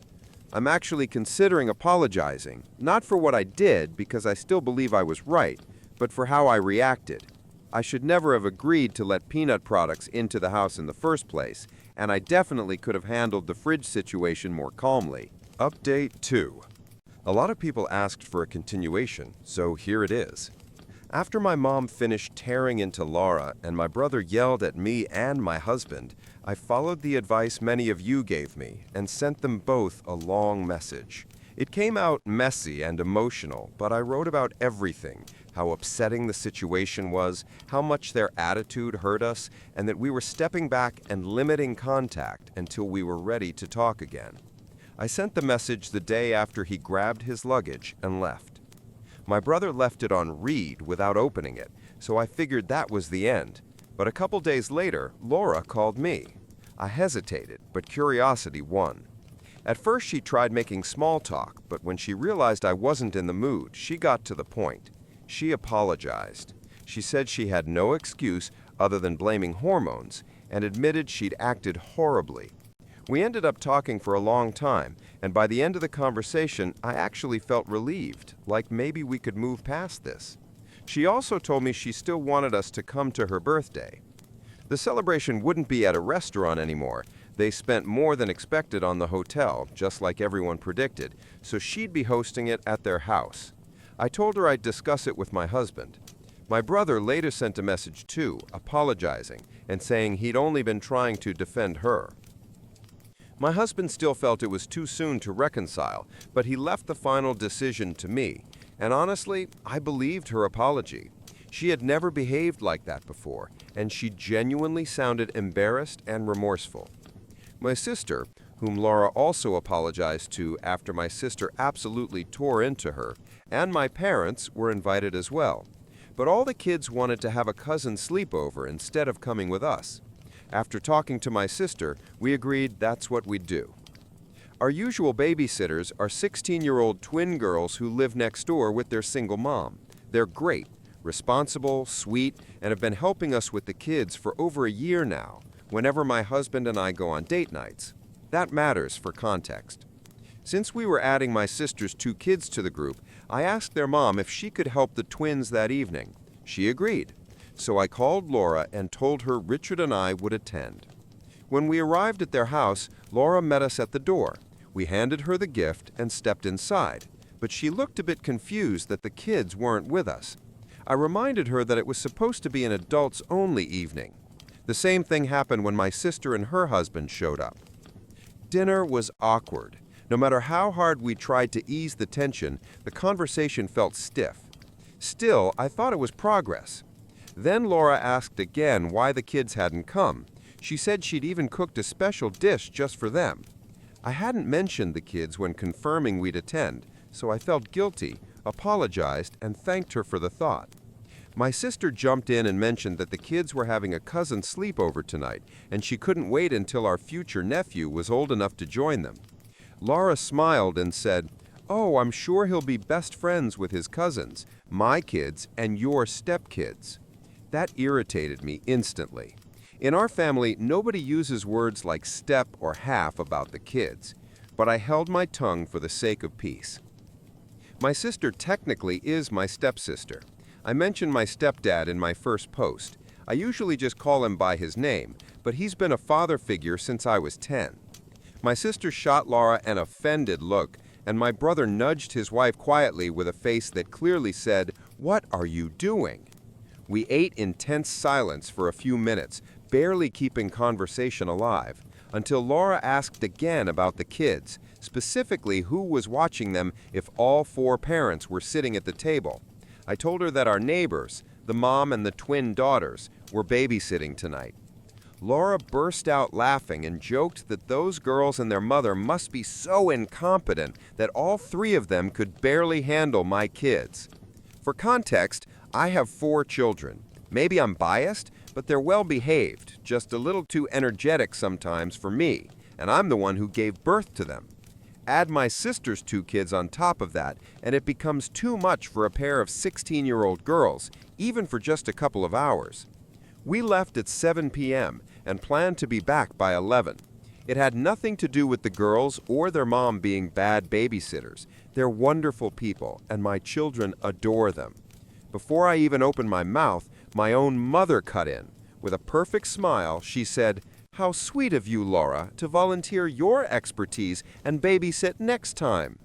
Laura shut up. Dinner became even tenser after that. When we finished eating, Laura brought out dessert and my brother pulled a cake from the fridge. That's when I completely lost it. I stepped into the bathroom, and when I came back, I saw my husband holding my purse and practically dragging me out of the house. He looked furious. I was confused. Yes, dinner had been a disaster, but I still wanted to say goodbye and come up with a polite excuse. When he tried to physically push me outside, I knew something was very wrong. I pulled away from him and rushed back to the dining room. On the dessert table, the one Laura had proudly set, were peanut butter cupcakes, peanut butter pie, peanut butter cookies, peanut butter brownies, and the crown jewel, a peanut butter cake my brother had just carried in, staring at it in horror. Laura grinned and loudly announced to everyone, "It's my birthday. At least today I get to indulge myself. Help yourselves before she throws this out, too." For a moment, I honestly thought my sister was going to attack her, and I can't say I was far from doing the same. All I could think about was how convinced Laura must be that my children would show up, and how she clearly planned this on purpose. I still felt guilty for allowing peanut products in that house the last time, and if my cousins hadn't been staying the night, my son could have been in deadly danger again. I snapped. Before I even realized what I was doing, I grabbed Laura by the head, turned her toward my brother, who looked too stunned to move, and shoved her face straight into the cake. I held her down while she flailed and said, "I hope you choke on your little indulgences," before letting go. Honestly, a part of me wanted to launch the pie at her as well, but I had already embarrassed myself enough. I told my brother I was done, with him, with his wife, with all of it. And if either of them tried contacting me or my family again, I'd file for a restraining order. My husband finally managed to get me out of the house. My sister followed with her husband while our parents stayed behind. I heard Laura screaming profanity after us, but my stepdad raised his voice, something he almost never does, and she went silent immediately. People joked in the comments of my first post about his death stare, but trust me, the man is usually calm as a stone. If he shows emotion, things have seriously gone off the rails. When we were kids, one frown from him was enough to make us understand we were in trouble. I haven't asked my mom what happened after. I can't handle another blow connected to my brother and his choices. I know this isn't the update anyone expected, but I'm done with both of them. My brother had to know. All of this happened under his roof. It breaks my heart that I won't see my nephew anymore, that my kids won't meet the cousin they were excited about, but better to grieve that than to bury my son. Don't spare me harsh words. I'm 32. I shouldn't have been so naive. And yes, I know my reaction was wrong. I'm already talking to my therapist, trying to deal with the guilt. Please don't judge too hard. I'm still shaken. I'm also considering family therapy for my kids to help them process losing an uncle and aunt who used to be a big part of their lives. And now, we move on to the next story. Tell me in the comments, was the narrator right in the end or not? Maybe she shouldn't have snapped so badly that she shoved her sister-in-law's face into a cake. But honestly, a part of me just wants to say, well done. That was pretty much the ultimate payback she could have delivered. I'm 33 years old, and I haven't spoken to my parents for 3 years. The reason is my younger brother, who is now 30. A few years ago, he convinced our parents that investing in my business was a terrible idea. At the very last moment, he pushed them to back out, leaving me without investors, after I had already quit my job. I'll be honest, I hate my brother, and not only because of that incident. I've hated him ever since I realized that my parents would always love him more than me. He was the classic golden child. My parents are immigrants, and in our culture, men are treated almost like royalty. We were never treated as equals. They didn't even pretend otherwise. It was always painfully clear that he would come first in everything. My parents are extremely traditional and believe that a woman's only responsibilities are housework, marriage, and children. That's it. I always knew they wanted their firstborn to be a son, but they got me instead. They weren't openly cruel, but it was obvious their affection was always directed toward my brother. Things might have been slightly easier if my brother hadn't been such a terrible person, but unfortunately, that's exactly what he is. He always knew he would be loved no matter what, and he took full advantage of it. Whenever I achieved something, he found a way to pull attention back to himself. One example says everything. On my 18th birthday, he suddenly announced that he was dating a college senior and planned to drop out of high school to live with her. Any parents would panic, and mine did. Friends and relatives heard everything. Of course, none of it was true, but that didn't matter. He ruined my birthday, and that's the kind of person he is. I still despise him. Once I left for college, I only came home when it was absolutely necessary. My parents didn't seem to miss me much. They had their favorite, and that was all they needed. Even our college send-offs showed the difference. For me, it was just family and a couple of friends. For him, they organized a huge celebration, invited everyone they knew, and even rented a proper restaurant. I never had any real expectations from my parents. I knew that once I became an adult, I'd be on my own. There was no chance they would willingly spend money on me. The only reason they paid for my college education was because my father was wealthy. Honestly, I was relieved they could afford it, because in their eyes, sending me to college was a waste. They believed I should simply get married after graduation and start a family. I begged them to let me study and promised I would be forever grateful. I think the chance to keep some control over me is what made them agree. That's just my theory, but I'm almost certain it's true. Either way, I graduated from business school as a top student and had no trouble finding a job. Once I started earning money, I told my parents I would eventually pay them back, though not immediately. They were disappointed. They truly believed I would start looking for a husband the moment I graduated. My mother was openly against me working and claimed it would be safer for me to just find a man and get married. She even said that the older and wealthier I became, the fewer men would want to marry me. It sounds horrible, but that's who my parents are. I don't know why they're like this. Maybe that's how they were raised. But people can change. They just didn't want to. I told my mother that times were changing and that independence mattered more to me than marriage. They were angry for a few weeks, but when they realized it didn't affect me, things returned to an uneasy peace. By then, I had already started paying them back.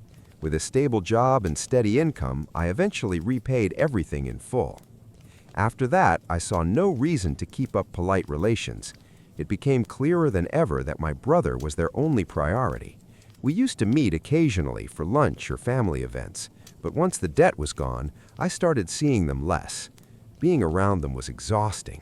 They constantly pressured me to find a husband and get married as soon as possible, so I reduced visits even further. Another reason was that every meeting turned into endless praise of my brother. He also graduated from business school, but he was nowhere near my level. As far as I knew, he was a terrible student who spent most of his time partying. I never understood what exactly they were bragging about. What made it worse was that they never bragged about me, despite the fact that I held a much higher position and earned significantly more. My brother couldn't even find a job on his own. My father had to hire him out of obligation. He barely did anything and still got paid. There was nothing impressive about that, but I had grown used to how my parents viewed me. The only reason I stayed in touch at all was because I owed them money. Once that was settled, I focused on my career, and they didn't try to see me either. We slowly drifted apart. A couple of years later, a colleague and I started discussing ideas and decided to launch our own business. We spent a long time refining everything before I even considered approaching my parents.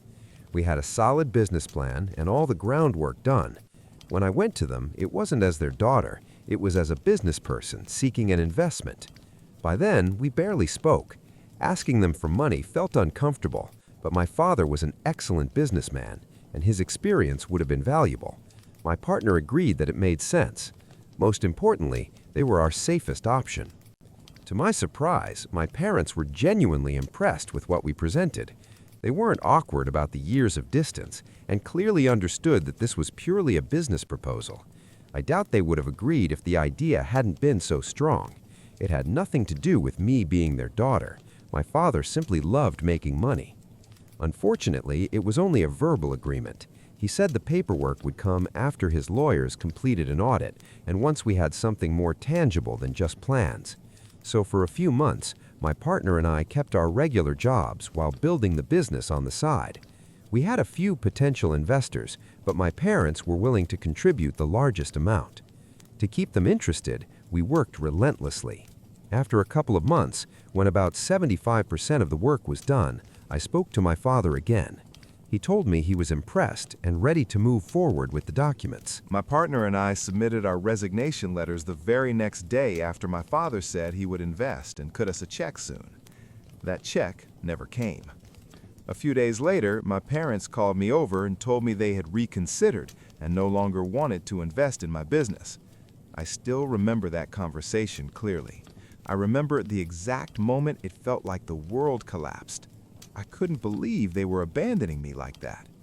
When I asked why the idea had suddenly become bad, even though just a week earlier they had fully supported it, I immediately knew something was wrong. I pressed them until they finally admitted the truth. They had spoken to my brother. He was the one who told them my business wasn't worth investing in and was doomed to fail. My father backed out solely based on my brother's words. I was in shock. I asked why my brother hadn't voiced his concerns earlier. My father said my brother had been thinking about it for a long time and just wanted to see what I would come up with before forming an opinion. That's when I realized my brother hadn't been thinking about the business at all. He was thinking about how devastating it would be if he sabotaged everything at the very last moment. And that's exactly what he did, like a sneaky, calculating snake.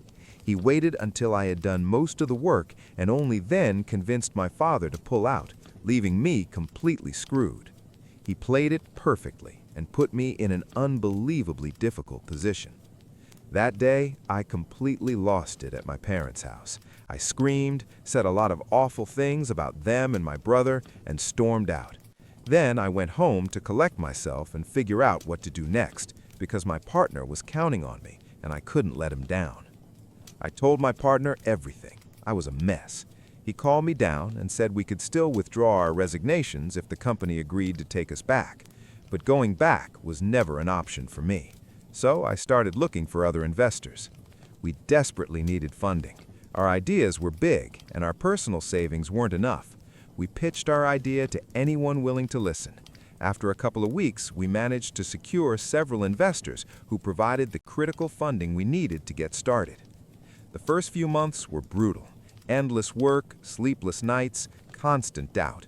We kept asking ourselves if we had made the right decision and whether this would actually work. But after a few months, we broke even, and from that point on, things only got better. We never looked back. Everything we achieved came from our hard work, belief in our idea, and persistence. Despite my brother's manipulative plan, he couldn't stop me. I was meant to succeed, and there was nothing he could do about it. One upside of the whole ordeal was that I no longer had to pretend I had a normal relationship with my family. I already knew who they really were. Still, I had been willing to give them a chance and let them invest because I believed parents were the safest option. I had simply forgotten how rotten they were and how poisonous my brother truly was. They didn't deserve to be part of my business, and I'm glad they never invested. The thought of them sharing credit for my success disgusts me. They never apologized for abandoning me at the last moment, and after the day I stormed out of their house, we never spoke again. Honestly, I was relieved they didn't try to reach out. I wouldn't have known what to say anyway. But recently, they showed up again. They wanted to invest in my business. Of course, now that things are going well, everyone wants a piece of it. This happened just a few days ago. It was a Sunday. I was at home when they showed up unannounced. I've lived in the same apartment since graduating college, so finding me wasn't hard. When I opened the door and saw them, I was genuinely stunned. I couldn't imagine they had anything to say after what they'd done. Almost 3 years had passed and they hadn't contacted me once. Still, I let them in. Some naive part of me thought they might be there to apologize and make things right, maybe even try to rebuild our relationship. I was wrong. They came straight to the point.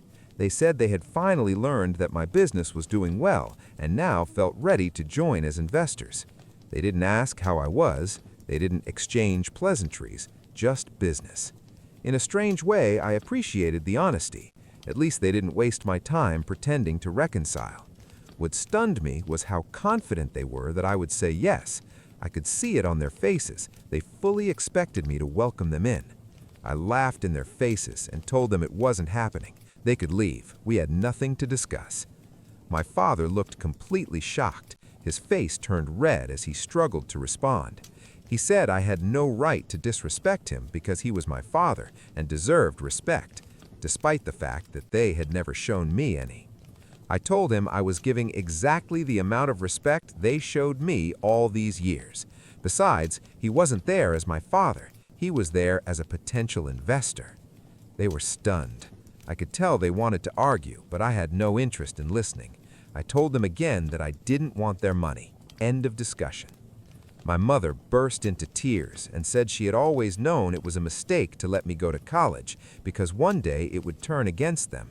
She just hadn't expected it to happen so soon. I didn't even understand what she was saying anymore. I just wanted them gone. I told them to leave again, but they didn't move.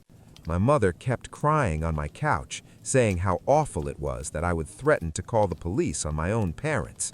My patience snapped. I stood up and physically pushed them out of my apartment. I work out, I'm tall, and they weren't expecting it. They were completely stunned. It was easy to shove them out and slam the door shut. They left. I thought it was over. A few hours later, my brother called, furious. He seriously threatened to sue me, claiming that I had physically harmed our parents and that I owed them an apology. According to him, I had no right to treat the people who raised me that way, especially since, in his words, they were the reason I became so successful. That sounded absurd to me. I was actually quite gentle, all things considered, and as far as I could tell, no one was injured. I also don't believe it's illegal to force people out of your own apartment when they refuse to leave. Still, my entire family began threatening legal action if I didn't apologize. I honestly don't understand why they're so furious, but it's exhausting. I don't know what to do anymore. Was I really wrong for physically escorting my parents out of my home? Update 1. A week passed after my parents showed up at my place and I threw them out, and after my brother suddenly decided to play the moral authority. My relatives launched a full-scale online harassment campaign against me. It was a brutal week. At first, I even considered apologizing just to make it stop, to be left alone and end the harassment. But then I talked to my business partner, read the comments people left, and realized something important. It would never end. Even if I apologized, they would find a new reason to hate me. And there was another critical point. Apologizing could make it easier for them to file a lawsuit, since it could be interpreted as an admission of guilt. So apologies were officially off the table. The only thing I could do was block all of them and hope things would eventually calm down. I simply don't have the strength to endure that level of stress anymore. I also want to clarify something, because many people asked why I kept contact with them for so long despite how badly they treated me. Honestly, I don't have a perfect answer. I think part of me just wanted to have some kind of family. As I said before, they weren't cruel 24/7. Sometimes there were good moments, and I think I stayed for those moments alone. I'm talking about my parents. I never had a real relationship with my brother, and I'm relieved that he's no longer part of my life. He's practically a devil in human form. What he did before my business launch, convincing my parents to back out after all the work was done, was pure, calculated evil. I almost have to acknowledge his skill, because few people could come up with something so cruel and destructive just to ruin someone else's life. Update 2. I decided to talk to my partner about what to do next regarding my parents and the situation overall. I was worried that the posts my relatives were making might reach our business partners, which could seriously hurt our reputation. He told me the best approach was to ignore everything and act as if nothing happened. Eventually, they'd get bored. They have their own lives, and once they realize they're not getting a reaction from me, they'll move on. I think he's right, so that's exactly what I'm doing. Many people suggested I make my own post or respond publicly. I appreciate the support, but I don't need that right now. It would only create more drama. I want to focus on work and move forward, and that's impossible if I keep getting dragged into conflicts, even ones that no longer matter emotionally. Since my brother contacted me from a new number, I blocked his old one 3 years ago, I became curious about what he's been doing all this time. I had told my friends I didn't want to hear anything about him, but curiosity got the better of me. The last I knew, he was still working at my father's company. I asked a couple of friends, and they confirmed that he's still there and hasn't progressed at all. It's honestly pathetic. They also told me the company is about to be sold. That could explain why my brother suddenly tried to contact me. He probably wanted to attach himself to something meaningful so he wouldn't feel completely useless. And of course, there's also what my mother said, wanting control over me again. That would have been much easier if they owned a stake in my business, especially a controlling one. But none of that is my problem. I was just curious. They can do whatever they want. Update 3.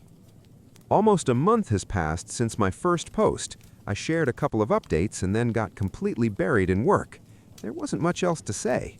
My relatives stopped their harassment campaign once they realized I wasn't going to respond. My parents and brother also stopped trying to contact me. I think it finally became clear that I wasn't going to apologize, and there was nothing to apologize for. I did exactly what any sane person would do. As for my family, well, that's where things stand. By the way, my father's company was officially sold. I found out a few days ago through a friend. They made a huge deal out of it, posted everywhere, even threw a party like it was some massive achievement. What they may not realize is that there's now a very real chance my brother could lose his job. I can't imagine him being a competent employee. The only reason he worked there was because my father was in charge. Now anything can happen. It would be incredibly satisfying if he got fired. I know it's wrong to take pleasure in someone else's downfall, but honestly, I'd love to see his reaction. Meanwhile, he can watch my business continue to grow. I hope they're all paying attention because it's only getting bigger and more profitable. A lot of people asked whether there's anything romantic between me and my business partner. It's sweet that people hope for that, but we're just close friends. I do have a boyfriend, though. We've been together for a couple of years. I didn't mention it before because it wasn't relevant, and the family drama consumed all my attention. Yes, things are great between us, and we're even thinking about getting married in about a year. And guess who won't be getting an invitation? My parents had a chance, just once, to be decent people. As usual, they ruined it. That's where the story ends. My girlfriend overheard my family talking badly about her. I'm 35 years old. My girlfriend Sammy is 30, and we've been together for a little over a year. She is wonderful. Smart, attractive, driven, educated, kind, and a little quirky. She has everything I've ever wanted in a partner. Until last week, I truly believed my family felt the same way about her. Last week, I went to my parents' house for our usual family dinner. We get together several times a month. It's a long-standing tradition. Normally, Sammy joins us, but that evening she had work obligations, so I told my family she wouldn't be coming. Halfway through dinner, I got up to use the bathroom when I received a text from Sammy saying she was outside.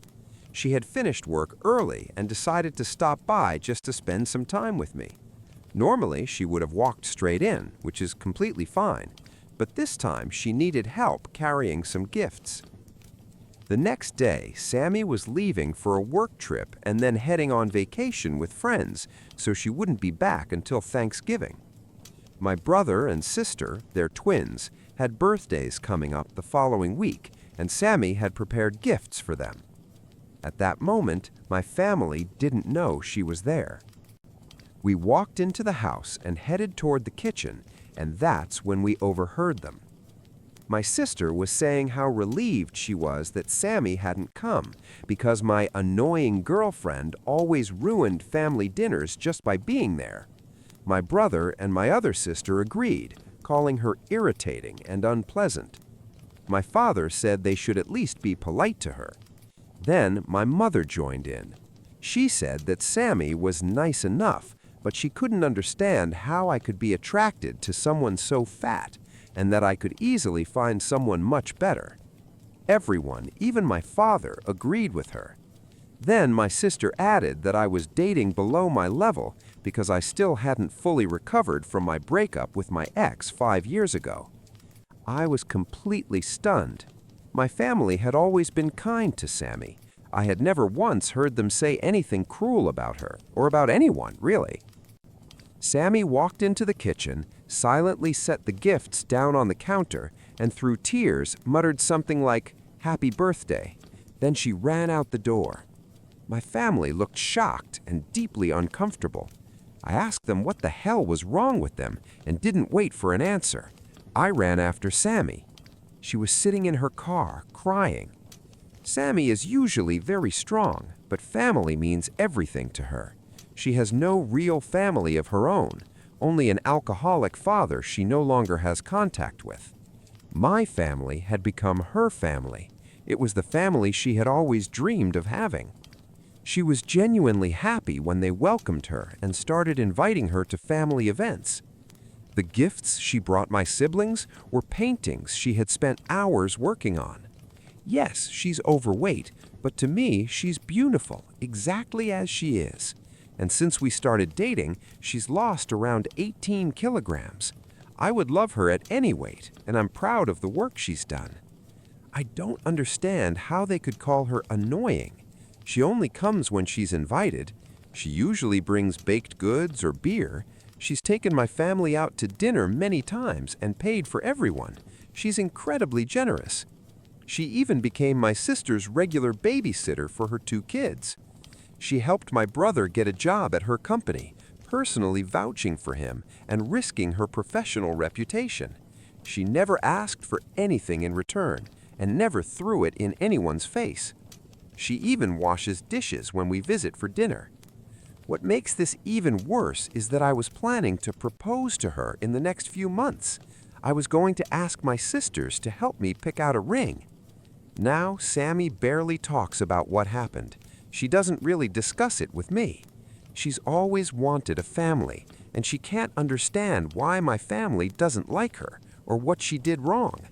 She told me she would talk when she got back from vacation. I don't want to lose her over this. I would choose her over my family without hesitation. Since the incident, she hasn't been her usual cheerful self. I've caught her crying more than once. I try to comfort her, but she keeps pretending she's fine. At this point, I don't even know if I want my family in my life. They've all reached out with weak apologies, full of excuses.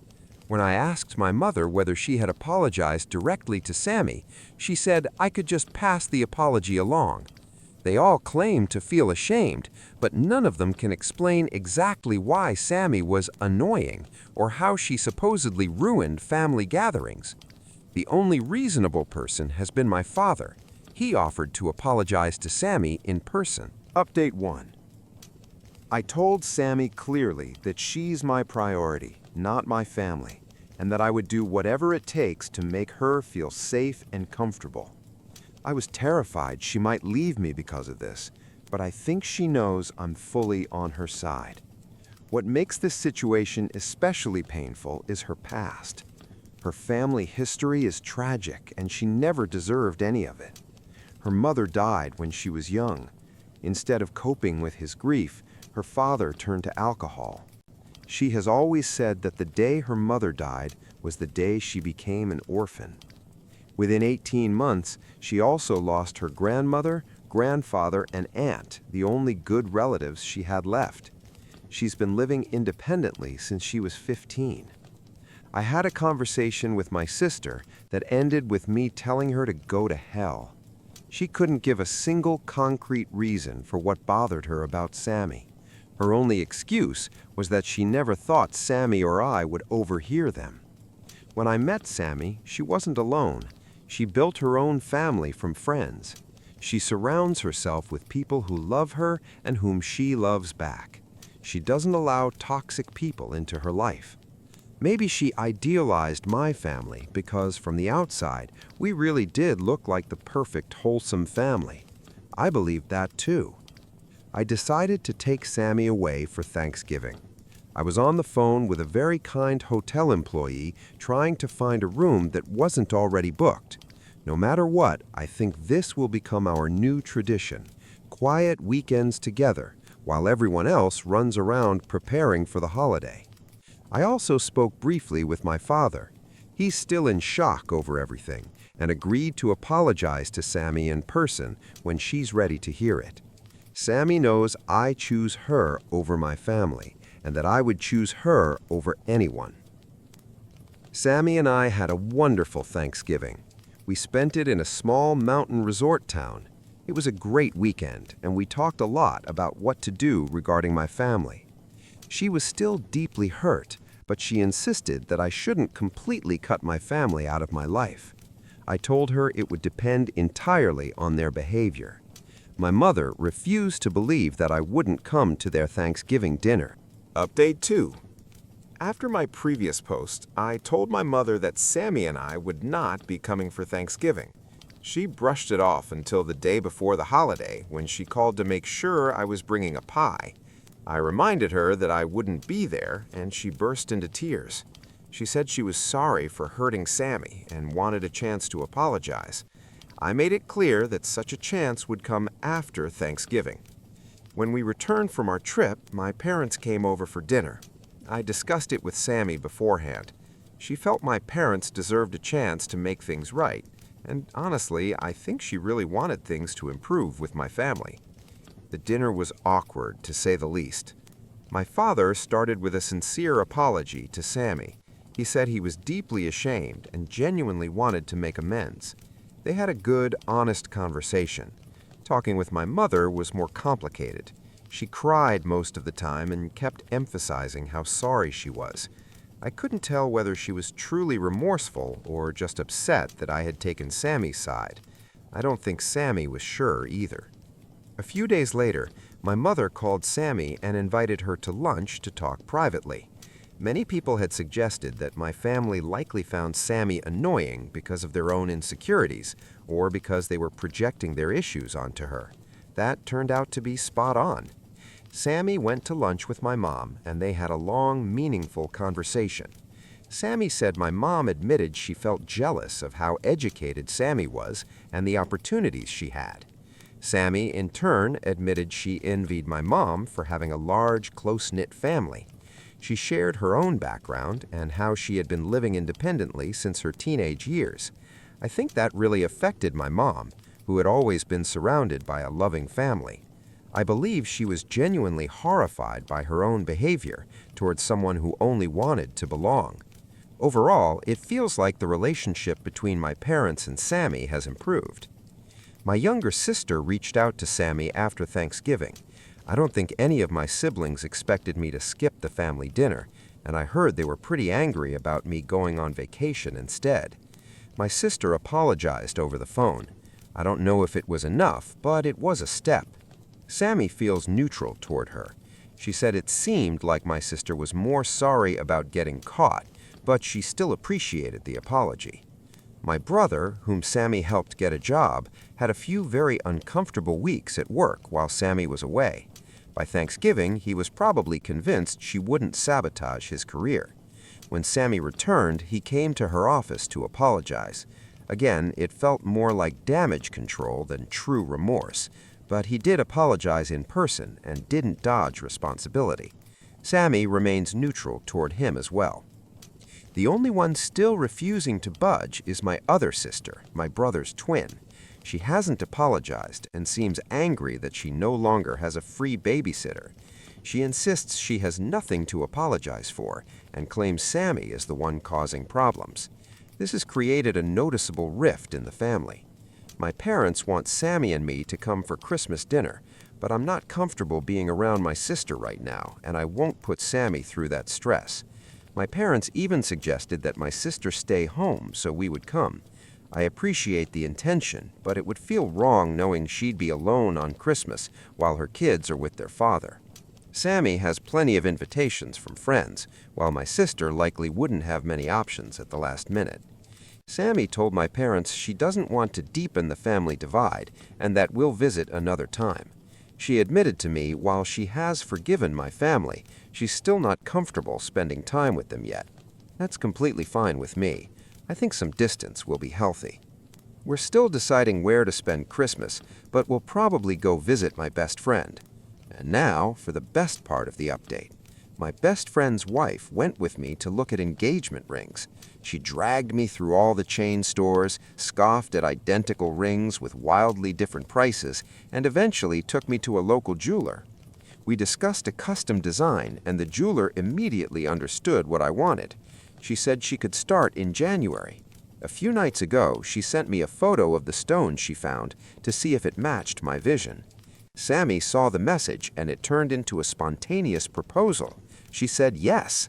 So now I have a fiancé. We haven't told many people yet. I'll tell my family later. For now, I'm just enjoying this time with her. Overall, we're doing well, better than I expected after everything that happened. I'm sad about my sister because I miss her and her kids, and I do miss my family, but I'm at peace with my choices. I think most relationships will heal with time, except maybe with that one sister. Sammy liked the idea of a destination wedding next summer, but we haven't planned anything yet. After everything with my family, she told me she now knows for sure that I will always be on her side and that I have truly become her family. My boss demoted me, but still expected me to work just as hard as before. This happened a couple of years ago, but first I need to give a little background to set the scene. I grew up in a pretty poor family in the southern U.S. Despite that, I studied like crazy and earned a full scholarship to one of the top universities in the country, maybe even the world. I'm not trying to brag, it's just the truth. I realized early on that I absorb information fast, and it helps me work efficiently. And thanks to years spent collecting cans for money and working outside with my dad all day, I developed stubborn persistence and a strong work ethic. Being the oldest of 6 children, growing up in poverty also taught me to read people, their intentions, small cues, everything between the lines. In short, I was practically built for malicious compliance. After graduating from a great university, I moved back home to be close to my family and start my career. I also didn't care much for the Northeast, where my university was. It felt too gray and cold to me. I started with a crappy job just to get my foot in the door, then briefly worked at a startup. Eventually, I landed a position at a local government agency, earning almost double what I made before. The agency, well, specifically our county office, was notorious for insane turnover, awful coworkers, and an overall toxic and exhausting environment. Add to that the clients, who were often some of the most difficult people in the community, and the job drained every ounce of energy a person could have. But for a young guy, the salary felt good enough to deal with the pain. So when they offered me the job, I accepted, as cheerfully as someone can when walking straight into hell. I started in May. I worked my butt off from day one. I read the entire 350-page manual in my free time.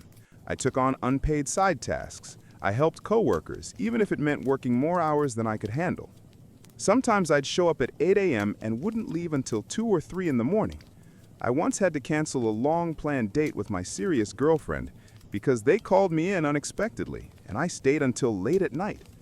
I consistently worked far more than I wanted, but they just kept piling on work because I was performing well. My supervisor would always say things like, "That's just how things are here. It's for the good of the agency. The best employees are the ones who sacrifice themselves for everyone else." Outside of work, she seemed like a perfectly pleasant woman, but a small part of me grew more irritated every time I heard those lines. By June, only 1 month in, I was already looking for escape routes, just like all the talented people who quit before me. I reached out to an MBA program that had always interested me, and they told me I should apply. Within a couple of days, the program director contacted me personally and scheduled an interview. The interview lasted 15 minutes. He thanked me for my time and ended the Skype call. Before the week was over, I received an email offering me a full ride scholarship plus a small but very useful monthly stipend as long as I agreed to work as a graduate assistant for 20 hours a week during semesters. I was thrilled and signed the acceptance document immediately. Just like that, in under a week, I went from drowning under a growing mountain of stress to becoming a future graduate student. The program began in January, which gave me about 5 months. I decided I'd stick it out at the agency, save as much money as possible, and then leave in December. Since I'm an honest person, I told my supervisor about my plans and explained that I'd be resigning at the end of December because I'd been given an incredible MBA opportunity.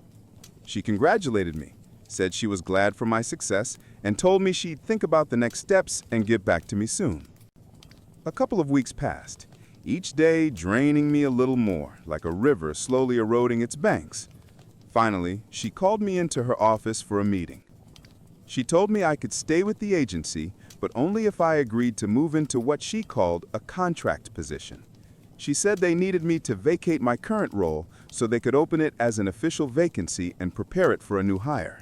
She insisted that all of this was for the good of the agency, and that someone as principled, hardworking, and ethical as me would agree to such terms, and should agree to them. Remember those words, because they'll matter later. I asked what exactly would change, and she gave me a vague summary. That wasn't enough for me. She wasn't a terrible manager, but life taught me one rule: never sign anything unless you've personally read every line. So I requested a week to decide and asked for all documents detailing every change, benefits, duties, restrictions, everything. She promised to bring the paperwork the next day. And that's where the malicious compliance began. The following afternoon, she handed me 12 double-sided pages packed with text. Every page was filled with size 10 times New Roman, the kind of formatting that makes sentences blend into each other like wet ink. Even the most dedicated reader would fall asleep halfway through it. I read the packet that night, and with each page, my mood sank lower and lower. I was losing nearly every benefit except my accumulated overtime. My title was being reduced. Several privileges I had earned were simply gone. But halfway through, something changed. I suddenly sat up. I had found a tiny clause buried deep in legal sludge, stating that under this new contract, I could not work more than 40 hours a week. I was forbidden from performing many of the tasks I had grown to despise. I was required to do only the duties explicitly listed in the new job description. In other words, once I hit 40 hours, I was done. No exceptions, no pitching in, no being a team player. As I reread that microscopic sentence, a slow smile crept across my face. At first it was small, the polite "I'm pretending to be interested" smile you give on a bad date. Then it grew wider and wider until I probably resembled the Grinch plotting to steal Christmas. I knew exactly what I was going to do. I was so energized I barely slept. The next morning, I walked into the office prepared. My manager was delighted to hear I accepted the new contract. Of course, she had no idea how happy I actually was. After I handed her the signed pages, she began explaining what she wanted me to handle over the next 2 weeks. I quickly, but calmly, told her I wouldn't be able to do that. I explained that as a responsible and ethical employee, I must strictly follow my new contract. She stared at me, confusion mixing with anger, as I laid it all out. I could no longer perform several tasks I used to because the contract prohibited them. I could not work overtime under any circumstances unless my hours were officially recorded. Once I reached 40 hours, I was required to stop working immediately and go home. After-hours calls, emails, and messages, not allowed. Everything would have to wait until Monday at 8 a.m. I was no longer permitted to take on call shifts. They'd need to find someone else fast, which would be challenging. I couldn't help coworkers the way I used to because I no longer had the authority, the time, or the legal right to do so. Her stare could have melted steel, and the longer I continued, the more intense it became. When I left her office, which was now seconds away from metaphorically exploding, I sat down and began drafting an email. Here's the thing. In my own position, you needed certified training before you were legally allowed to sign off on cases and documents. If you hadn't completed that training and anyone found out, attorneys could tear the agency apart. Because of the county's incompetence, I never got that training, yet they still had me doing a job from day one. Every request I made about it had been ignored. So I wrote the email. I addressed it to my former supervisor, the office manager, and the regional director, the usual trio who had ignored me before. But this time, I added 2 more recipients in the blind copy, the big boss from the central office and her even bigger boss.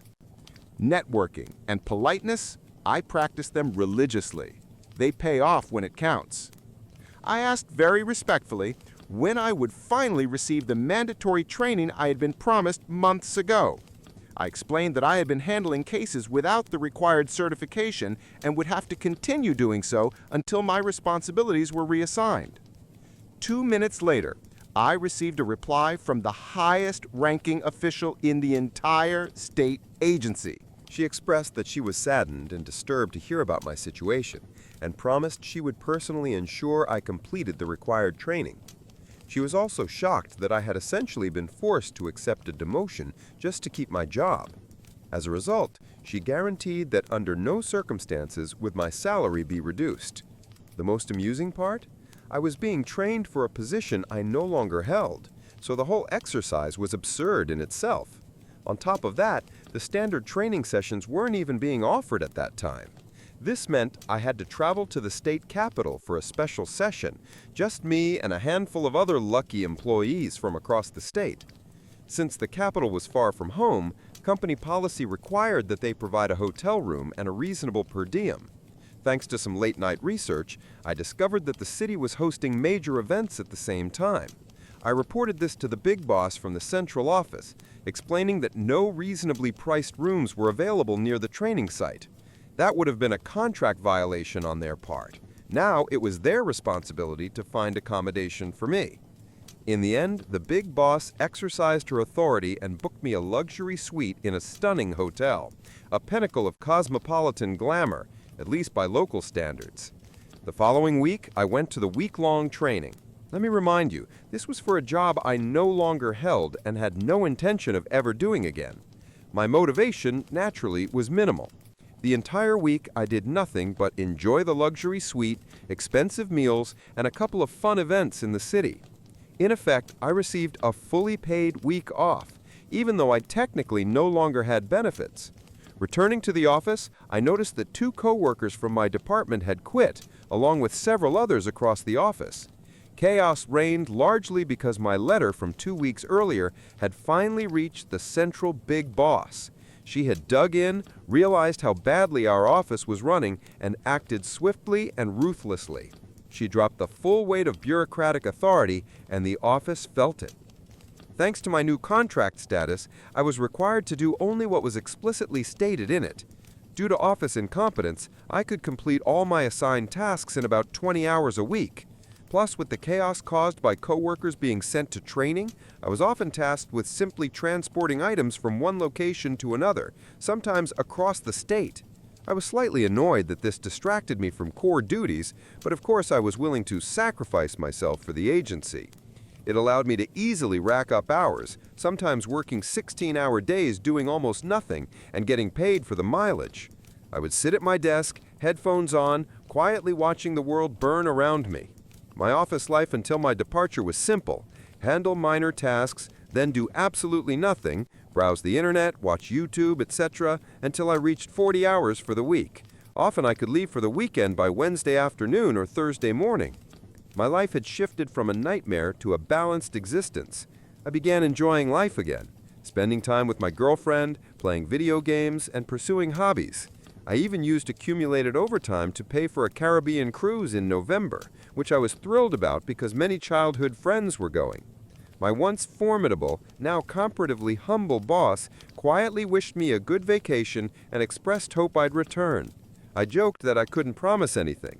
I enjoyed a week in warm waters and on the islands, experienced the pleasure of cruising like a pro, and reflected on what I wanted from life, work, and myself. Back at the office on Monday, I waited for my boss. When she entered, she already knew what I would say. I could see the joy drain from her face, leaving only a hollow shell. I informed her that, unfortunately, I couldn't stay until the end of December. I needed to leave 2 weeks early due to unforeseen complications in my transition to the MBA program. She replied with a weary, strained tone, "I understand. Thank you for your 6 months of service. I'm sorry to see you go." And that's how I turned a demotion into a fully paid week off and nearly 4 months of easy work. Moreover, I turned her words against her, becoming the model ethical employee, strictly following my contract while creating office chaos for weeks as management scrambled to handle the attention from the central leadership. Recently, I discussed this story with my current girlfriend, whom I met at that very agency. She's amazing and makes me happier than I've ever been. I'm fairly certain I'll propose eventually. She mentioned that both my previous bosses, as well as the office manager and regional director, were eventually removed from their positions, enforced by the central big boss shortly after my departure. For those curious, I completed my MBA program with a perfect GPA, 4.0. Next week, I have an interview for a new position. Looks like I'll nearly double my income again. I tricked my cheating wife into believing that I was the one having an affair, then vanished like a nuclear ghost ninja and handed her the divorce papers on Christmas Day. Here's the full story. It spans from late 2019 and all names are changed. My wife had been the love of my life since high school. We started dating in 1992. Both of us were 17. Now we're 45, and all those years we never separated. She was the only woman I'd ever been with. We got married at 22, right after college, and a year later, our first son was born. I gave her 23 years of my life, built our home, worked myself to exhaustion to give her the life she dreamed of. Of course, we had rough patches, but what couple doesn't? Even the hardest moments made us stronger. That's why discovering her affair felt like getting hit by a truck. In March 2020, I first sensed something was wrong. 2 months before that, we already weren't in a good place. I was recovering from ACL reconstruction. I tore the ligament in fall 2019 and still barely had 55% mobility. That slowed down everything at home. I was on injury leave from my job, couldn't handle many household responsibilities, and the things only I could do had to be pushed onto her. She wasn't happy about it. And our intimacy, which had already decreased before the injury, basically disappeared completely. Around that time, my wife, let's call her Sue, started spending more time with coworkers after work. From November 2019 to March 2020, it became a regular thing. I never questioned it. In 23 years of marriage, she never gave me a single reason to doubt her. She had her friends, I had mine, we had shared friends too. It was never a problem. But sometime in January 2020, things changed. She became distant. Yes, we were struggling, but she had never avoided affectionate touches before. Her hugs, small kisses, even simple closeness, gone. Her phone, which she used constantly anyway, stopped being something she shared with me. Before, she'd show me Pinterest crafts or funny memes. Now she hid the screen, angled it away, held it tighter. Her tone toward me became sharper, like I irritated her just by existing. Then March 2020 hit. The pandemic began, New York shut down. Our jobs were classified as essential, so we kept working. I had just been cleared to return to work after 5 months of rehab, and I was desperate to get back. Months stuck at home, unable to exercise, was torture for someone who trains martial arts and goes to the gym 4 times a week. A week or 2 into lockdown, my wife said she'd need to stay late at work. I didn't think much of it. With her job, it seemed plausible. But she started staying late every single day. Not an hour or 2, 3 hours or more. She'd come home, head straight to the shower, spend a little time with me, a little time with our 17-year-old son, our older one, 22, lived with his girlfriend, and go to bed. As my knee improved, we resumed intimacy, but she was completely absent, emotionally gone, mentally somewhere else. I noticed immediately. By early April, everything aligned. All the signs pointed to an affair. I needed answers. I researched what to look for, read lists of typical cheating behaviors. She hit nearly every point. Then I dug deeper, looking for actual proof. I started with her social media. Her Facebook looked normal, pictures of us, the kids, friends, and several photos of her after-work hangouts. Some people I recognized, others I didn't. But one guy stood out. He appeared in many photos, always too close to my wife. Hand on her shoulder, hand on her waist. Too familiar for someone I'd never met. He was friends with her on Facebook and followed her on Instagram. So I checked his profile. He had blocked me. A man I didn't know had blocked me, yet was connected to my wife. That was the moment I knew something was seriously wrong.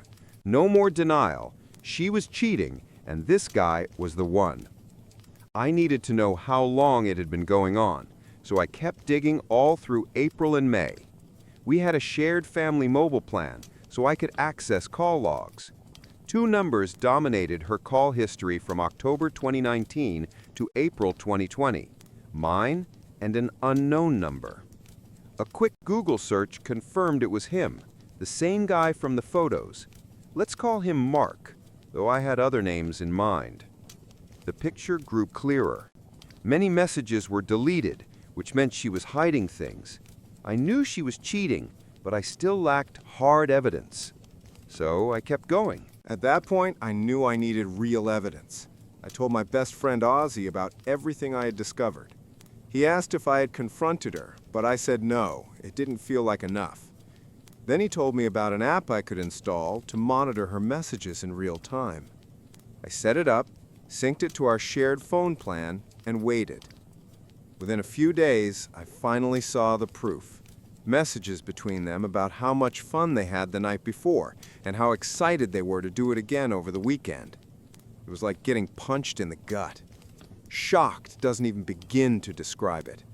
For the next 2 days, I was completely destroyed. I avoided her on purpose, which she definitely noticed. She tried comforting me and asked what was wrong, but I brushed her off.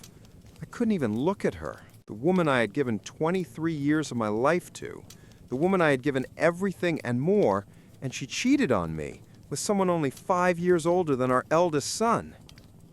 On the third day, I wasn't sad anymore. I was angry. I called Ozzy to tell him my suspicions were confirmed. He asked if I had talked to her yet. I told him no, because I wanted revenge. I didn't just want to divorce her. I wanted to destroy her. I wanted her life to fall apart. I wanted her to feel everything she had made me feel. That would take time, so I made a plan. While researching infidelity, I ran across a quote that stuck with me. The enemy of an affair is unpredictability, or something like that. That became the foundation of my plan. I was going to make her life hell, while secretly preparing my own escape. By early June, I still had the app installed. Almost every night, I collected as much information as I could, watching their conversations. They acted like they were in a full-blown relationship, sexting, romantic messages, sending each other nudes, the whole package. At some point, I stopped reading everything and just archived it all on my private server. Meanwhile, I started doing unusual things. I began leaving the house at weird times. I came home later than she did. When she saw me on my phone and asked what I was doing, I would say, just stuff, and put the phone away. I changed all my account passwords so she couldn't access anything. For context, throughout our entire marriage, we never hid anything from each other. But from the moment her affair began, she changed her Facebook and phone passwords, claiming she had security issues. Perfect excuse for hiding an affair.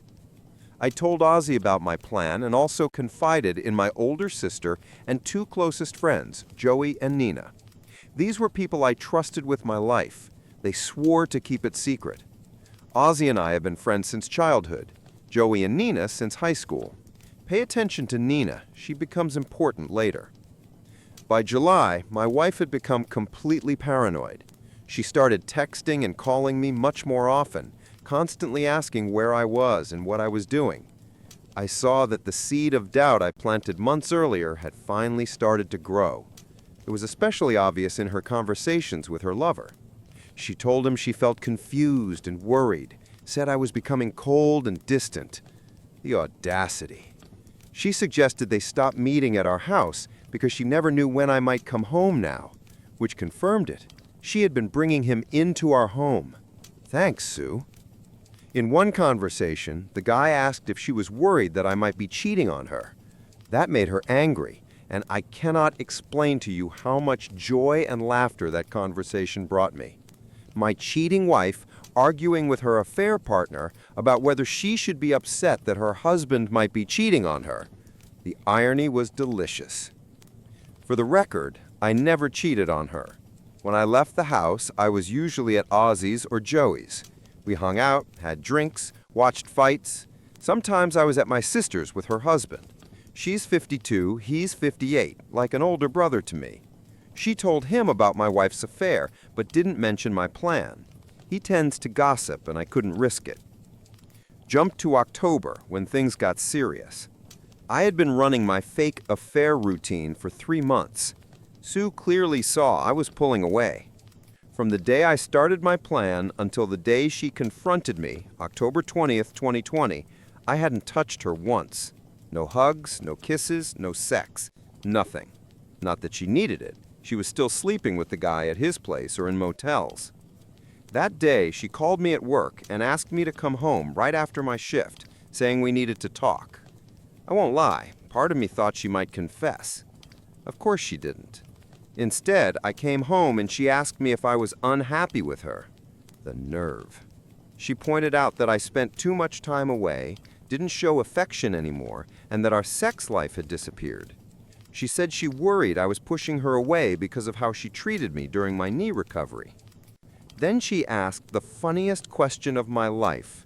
She asked if I was cheating on her. I collapsed on the floor laughing, a Joker-style laugh. From her perspective, it looked like I was laughing at the idea of being unfaithful. In reality, I was laughing at the absurdity of the situation. I laughed until tears came, rolled around for about 5 minutes before I finally calmed down. Then I sat up, looked her in the eyes for the first time in months, shook my head without answering, kissed the top of her head, and walked away. Later that night, I opened the app to see what she was telling her affair partner. No surprise, they were texting. She wrote, "I know he's cheating on me. I asked him today and he just laughed in my face. He fell on the floor and rolled around for like 5 minutes. He doesn't care about my feelings anymore. I know I lost him. This is karma." The grin on my face must have looked like the Cheshire Cat. She was breaking down.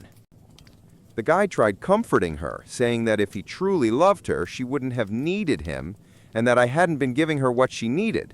But her tone said everything. She was full of doubt. The sheer audacity.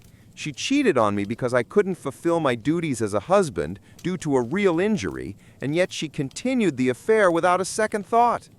Almost the whole idea that she might lose me because of another woman shook her to the core. What a coward. During this time, I was also working hard on the second phase of my plan.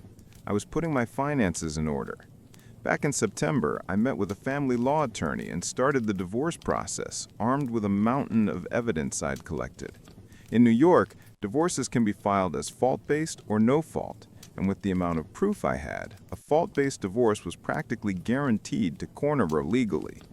My lawyer advised me to organize all financial documents in preparation for splitting our assets. I went further. I secretly withdrew all the money from our joint account and transferred it into my personal one.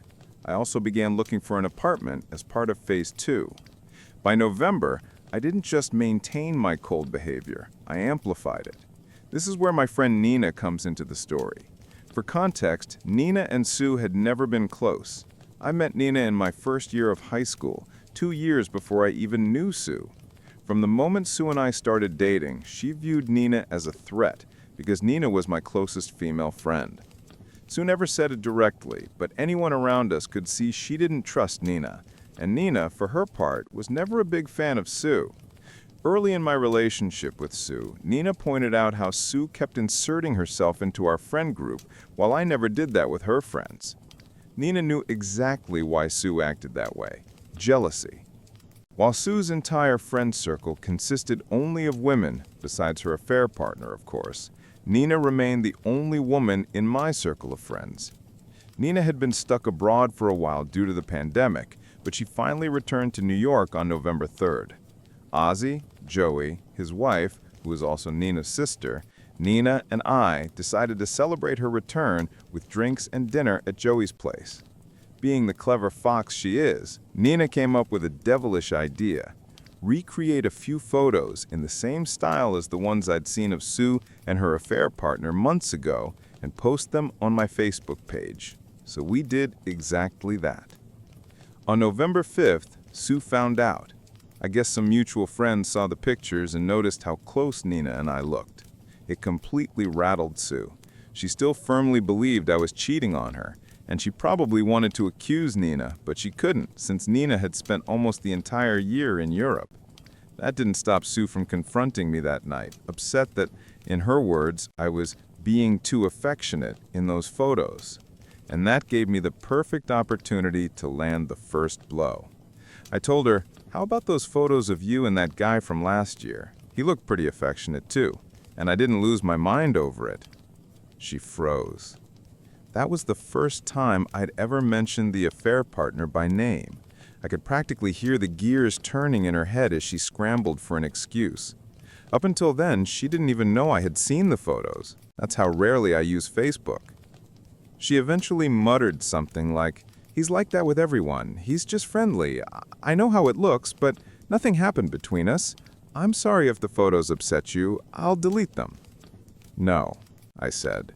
"The photos aren't the problem. The problem is that you slept with him for an entire year while lying to me about working late and meeting friends. That's what upset me." From that night on, she became unbelievably clingy, overly affectionate, constantly trying to hold me, kiss me, touch me. It was annoying. I ignored her every chance I got. Meanwhile, I kept archiving her messages with the affair partner. By that point, I was completely numb. Any desire to save our marriage had died the day I launched phase 1 of my plan. She texted him that things had gotten worse, that she didn't know what to do, and that she felt like I hated her. And I did. Deeply. And then came the turning point. She told him she couldn't see him anymore. The guilt was crushing her. She felt like karma was suffocating her and she couldn't risk losing me. She claimed she deeply loved him, but was still in love with me and needed to save her marriage. "No, sweetheart, you were about 8 months too late." The guy freaked out, begging her not to leave him. He insisted I didn't love her like he did, that she was making a mistake and that she couldn't just throw away what they had. Throughout November and December, Sue was stuck in limbo. She desperately tried to figure out what I was thinking, but she still couldn't determine whether I was cheating or not. Meanwhile, the affair partner kept bombarding her with messages every day. She just ignored them. I noticed her checking her phone constantly, then quickly hiding it. By then, phase 2 of my plan was complete. Divorce papers ready, a studio apartment in the Bronx leased for 2 years, and all our money sitting safely in my personal account. I was ready to strike. Then came Thanksgiving. My older son and his girlfriend hosted a small dinner for close family. It was me, Sue, our younger son, her parents, and the girlfriend's parents. The food was incredible. The girl is studying culinary arts and cooked everything herself. To maintain the appearance that Sue and I were fine, I showed her a bit of affection that evening. A kiss on the cheek, a gentle hug, my arm around her shoulders. She was thrilled. It was the first time I had touched her in almost 2 months since that night in October when she confronted me. I won't lie, it made my skin crawl, but I had to keep up appearances. Pulling away in front of our sons and their guests would have raised questions. Our younger son stayed the night with his brother, and Sue and I went home. On the way, she thanked me for being so kind and said, "I don't know what's going on with you lately, honey, but I'm here." I just had to bite my tongue to keep from laughing. I simply said, I know. I just need some time. That night, for the first time since spring, we slept together. I thought, screw it. Why not enjoy myself one last time before I erase her from my life? I won't go into detail, but it wasn't making love. When I finished, she lay there staring at the ceiling like she'd just been hit by a truck. No cuddling, no tenderness, nothing. After it was over, I simply got up, took a shower, and went to sleep in my office. What unsettled her most was the fact that I used a condom for the first time in 20 damn years. She was clearly confused, but she didn't ask questions. And of course, I wasn't about to sleep with her unprotected after knowing she'd been doing exactly that with her lover for months. The next morning, I woke up and immediately checked the tracking app. For the first time in weeks, she had replied to him. The guy completely poured his heart out, confessed his love, told her she was wasting her time trying to reignite a dead flame with me, claimed she had been trapped in a cage for 23 years and deserved a man who truly valued her. And remember, this guy is only 5 years older than our son. She was ready to destroy our marriage and the home we built for him. She responded almost exactly as she had before. Told him she loved him, enjoyed their time together, but couldn't lose me. Said I was still the love of her life, though he would always have a place in her heart. She suggested staying friends if he wanted, but their physical relationship had to end. He begged her to meet one more time, and of course, she agreed to one last goodbye. Who am I to judge? I'd done the same with her the night before. Naturally, I added all of this to the archive I'd been building. On December 4th, the third and final phase of my plan began. I already had the divorce documents in hand and my new apartment secured. The next step was to start quietly moving my belongings out. But first, I had to tell our sons. On Friday evening, I asked my oldest to come home. I took both boys into my office and told them, without going into graphic detail, that their mother had been cheating on me for over a year and that I would soon be filing for divorce. My younger son took it especially hard. He'd just gone through his own heartbreak 4 months earlier when his first girlfriend cheated on him. Watching his heart break again because his own mother could do something like this, it was brutal. My older son handled it more calmly. He offered to let his brother stay with him until things settled down, and I agreed. We packed my younger son's things, and before leaving, he asked if I would be okay. I told him, "Yes, son, I'll be fine, and you will be too. We'll get through this, I promise."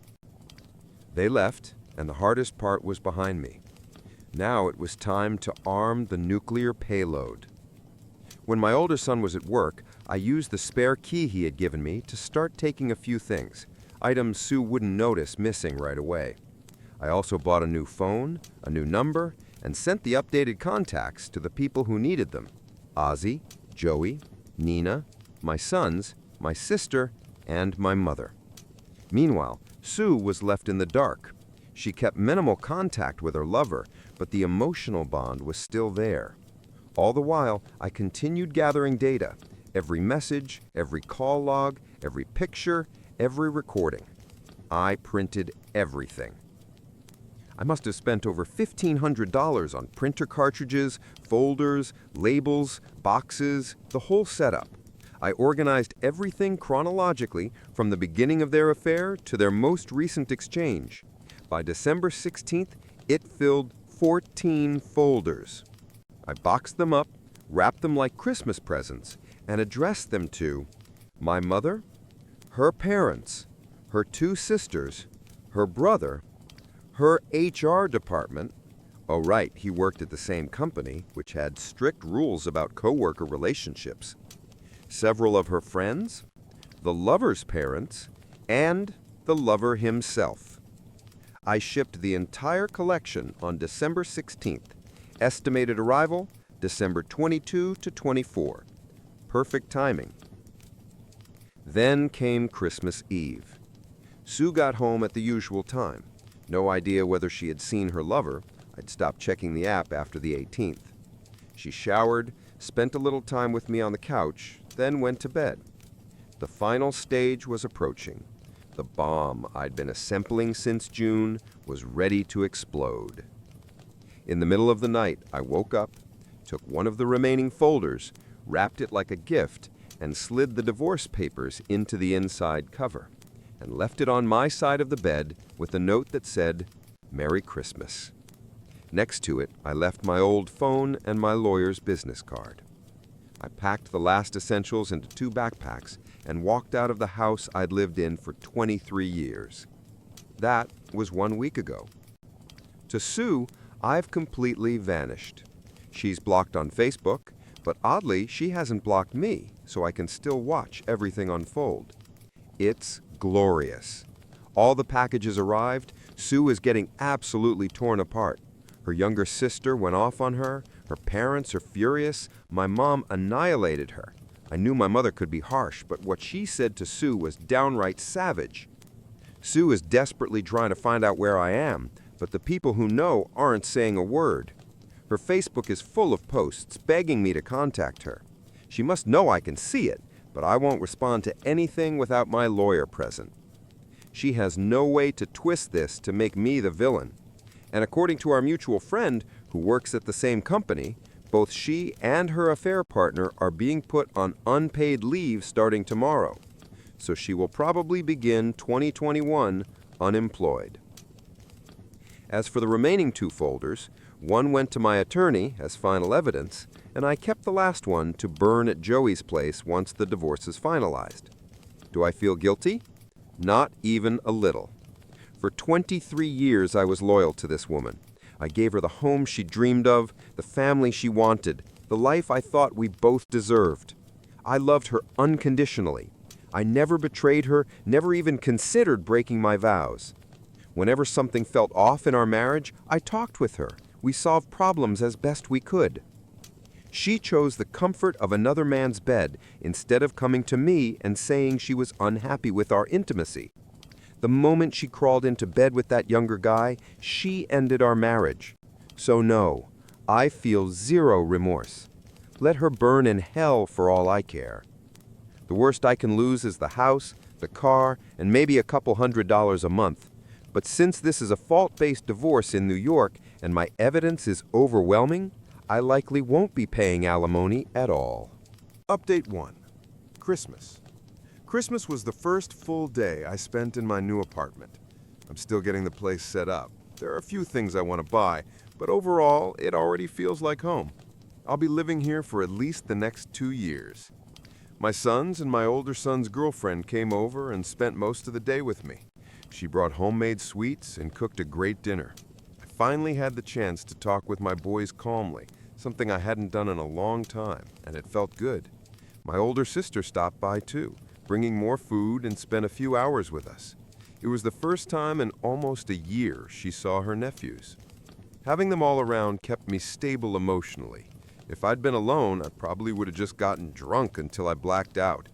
Everyone left around 8 p.m., and afterward I decided to visit Joey and his wife Claudia. I stayed with them for a couple of hours, had a drink, then went home. The next important moment came on December 29th, 2020. Around midday, I got a message from Nina asking if I was free that evening. Of course I was. We agreed to meet after work. She drove over, and we went to a small diner near my office in New York. Restaurants were still running at 25% capacity because of the pandemic, but it wasn't hard to find a table since most people preferred staying home. Once we ordered, Nina laid everything out. I already suspected what she was going to say. She admitted she'd like me since we were teenagers, but never had the chance to say anything because Sue got to me before she ever could. For context, I've known Nina 2 years longer than I've known Sue. Back in school, it was the 4 of us, me, Ozzy, Joey, and Nina. We were the misfits who didn't fit anywhere. Nina struggled with her weight then, was diabetic, and looked like a goth girl straight out of a comic book. Cool, but invisible to guys. Yet we always had chemistry. Now, Nina is a personal trainer and yoga instructor. She went from awkward outsider to, honestly, a stunning woman. So we agreed that once my divorce is finalized, we'll start officially dating. And yes, We slept together that night. She came back to my new place, and we had an amazing time. Do I feel guilty? Not even close. Nina has been a better friend to me than Sue was for almost 25 years. She supported me through everything, and I learned that she even stepped aside back then so I could build a life with Sue. That level of selflessness hit me hard. Maybe it sounds like I'm justifying myself, but to me it felt right, and I want to see where things go with Nina. Now about yesterday, the day I met with my wife and her attorney to discuss the divorce. 2 weeks had passed since I vanished from Sue's life. On Monday, I got a call from her lawyer's office saying they'd scheduled a meeting for January 6th, 2021. The day before the meeting, I met with my attorney to go over my terms. In short, I want a divorce on the grounds of adultery, a full split of marital assets. I sell her my share of the house, she can keep it. We each keep our cars. I keep my cabin in Pennsylvania. Because of her cheating, she gets no spousal support. Our younger son chooses where he lives, and it'll probably be with me. Then came Wednesday. I walked into my lawyer's office dressed like Johnny Cash. Inside were Sue and her attorney. She looked terrible, completely worn down. I kept a stone-cold face. I won't bore you with the legal back and forth. Her lawyer offered reconciliation terms. I rejected them almost instantly. Eventually, we settled on a separation agreement that will lead to a no-fault divorce. The only change, I'll pay her $653 a month temporarily to cover utilities until she finds a job. Yes, she was fired for her affair, just like the guy she cheated with. My income is high enough that the payment won't hurt me, even if she drags her job search out, and she has enough savings to survive for a while. After a year, she's on her own. Honestly, that's a small price to finally remove her from my life.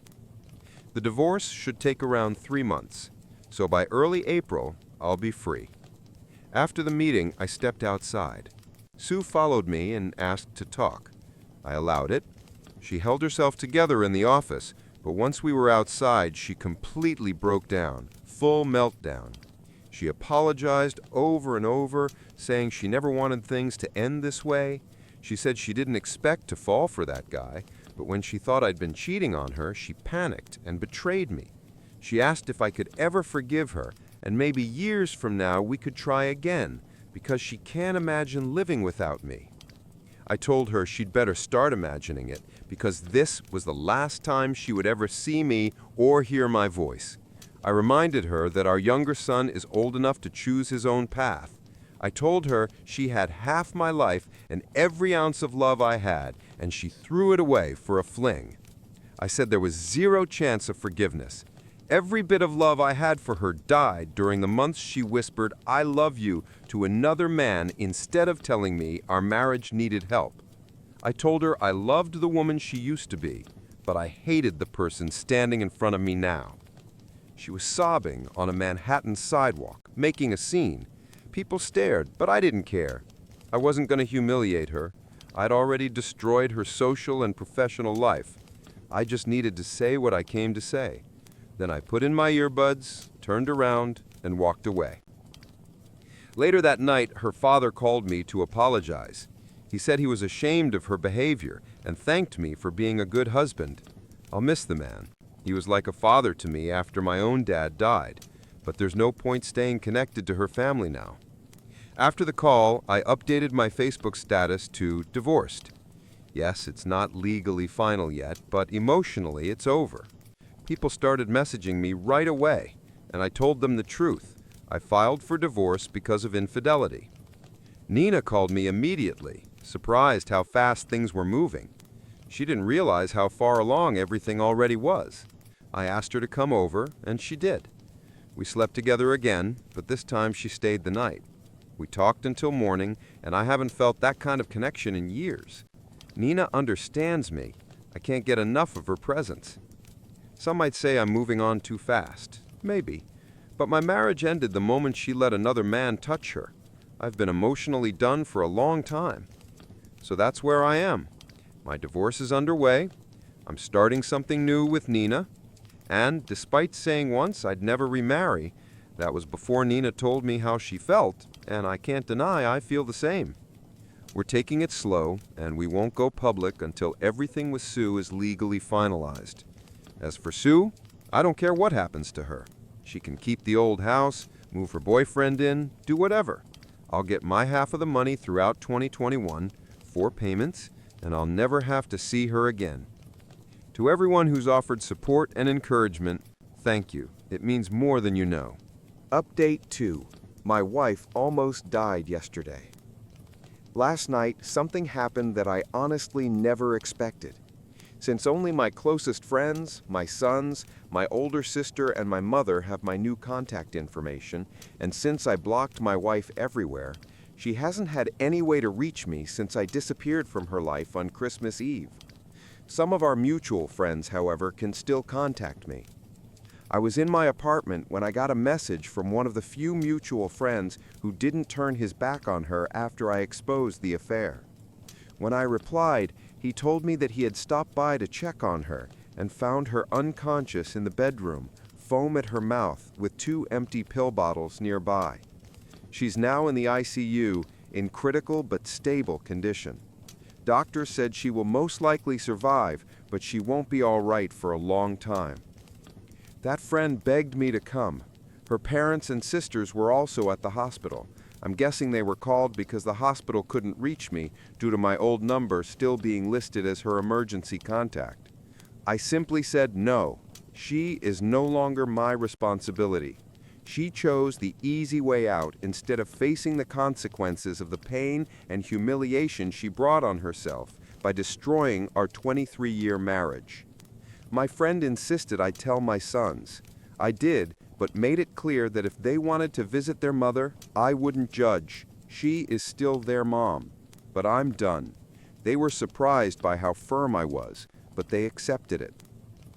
Now that the news has spread, many of the same people who condemned her weeks ago are suddenly full of sympathy, telling me I should be by her side, that despite everything she did, I should support her through this. I was also told her affair partner tried to visit her this morning, but he wasn't allowed in because he isn't family. So now the pressure is on me, but I feel nothing for this woman anymore. Whatever love I had for her died months ago, during the time she was telling another man she loved him. Her actions killed every last emotion I had left. She betrayed me. She chose nearly a year-long affair with someone only 5 years older than our son over our entire life together. And now, instead of dealing with the fallout of her choices, she takes the most selfish route possible. Even now, when she will likely survive, she instantly becomes the victim again. People who condemned her are already forgiving her. Meanwhile, I'm going to be painted as the cold, heartless ex-husband who refused to show up. Her father called me. He apologized, said he respected my decision, and admitted he raised her better. He's the only one who hasn't tried to guilt-trip me. I keep asking myself whether she did this because she truly broke mentally or because she made a calculated, desperate move to win people back. Maybe that sounds cruel, but I honestly don't know this woman anymore. To be clear, I will not go see her. She lost the right to my concern the day she let another man put his hands on her. I know some of you will judge me. I don't care. If you were in my position, you'd see things differently. Some might argue that I caused her breakdown by leaving the way I did, by letting her believe I was cheating on her while she was actively cheating on me. Maybe that contributed, but it doesn't erase her choices. I gave her half my life. She betrayed me entirely for her own selfish reasons. She told me herself I had nothing to do with her decision to cheat. She did it because she wanted to. If refusing to visit her in the hospital makes me a bad person, then so be it. I'm choosing myself now. My responsibility for her ended the day we signed the separation agreement. After 23 years and 2 kids, I realized I never truly knew her. I feel no sympathy. I never will. She can rot in whatever dark pit she's dug for herself. I'm done. Quick update. Her father told me she has been transferred from the ICU to the psychiatric ward. She's conscious and mentally stable enough to speak, but still extremely weak. He also told me she asked whether I came to see her, and when he said no, she looked devastated. He said he'll give me updates only if I ask, out of respect for my boundaries. I also arranged a therapy appointment for my 17-year-old son. His first session is this Monday. Update 3. The End and Goodbye. Update 3. The End and Goodbye. On April 13th, exactly 1 month ago, Sue officially became my ex-wife. At first, my lawyer told me it would happen on the 18th, but partly because New York started loosening COVID restrictions, everything was finalized a few days earlier. My lawyer Jeff called me on April 12th and asked me to come in the next day. When I arrived, he handed me the notice confirming the completion of the divorce and shook my hand. I couldn't just walk away, so I hugged him and thanked him for everything he had done for me. On the way home, I kept replaying the last 24 years of my life in my head, every memory, every chapter of our story. When I walked into my apartment, it finally hit me. I collapsed onto the floor, and all the emotions I had been holding inside poured out. I hadn't cried like that in years, but these weren't tears of sadness, not at all. My soul finally felt free after being trapped in the deepest, darkest pit. That evening, I called my older son. I briefly told him everything was finalized, that his mother and I were no longer married. He asked how I felt. I think he could hear in my voice that I had been crying, and I told him I was okay. Then my 17-year-old took the phone, and we talked for almost an hour and a half. My older son and his fiancée are taking great care of him, and he, like me, continues seeing a therapist. I won't go into details, but he still has a lot of work ahead of him, especially regarding how he views relationships. Later that night, Nina came over. I told her the news, and she just wrapped her arms around my waist and held me while I cried again. When I calmed down, she told me that no matter what happens, she will never betray me and will love me with all her heart. I know she meant every word. Some may judge me, but I don't regret the life I built with Sue, despite everything she did. She gave me 2 wonderful sons. But now it's clear I chose the wrong woman. Over the past 4.5 months, Nina has given me so much and asked nothing in return. All she wants is for me to be in her life. After the divorce was finalized, a few unexpected things happened. For example, AK contacted me. Turns out he saw this story after it blew up online and immediately recognized himself in it. The first thing he did was apologize. He told me what happened after his mother received the folder I mailed her. She essentially disowned him. His mother, a deeply devout Catholic who goes to church 3 times a week, went ballistic when she learned her son destroyed a marriage that lasted almost 25 years.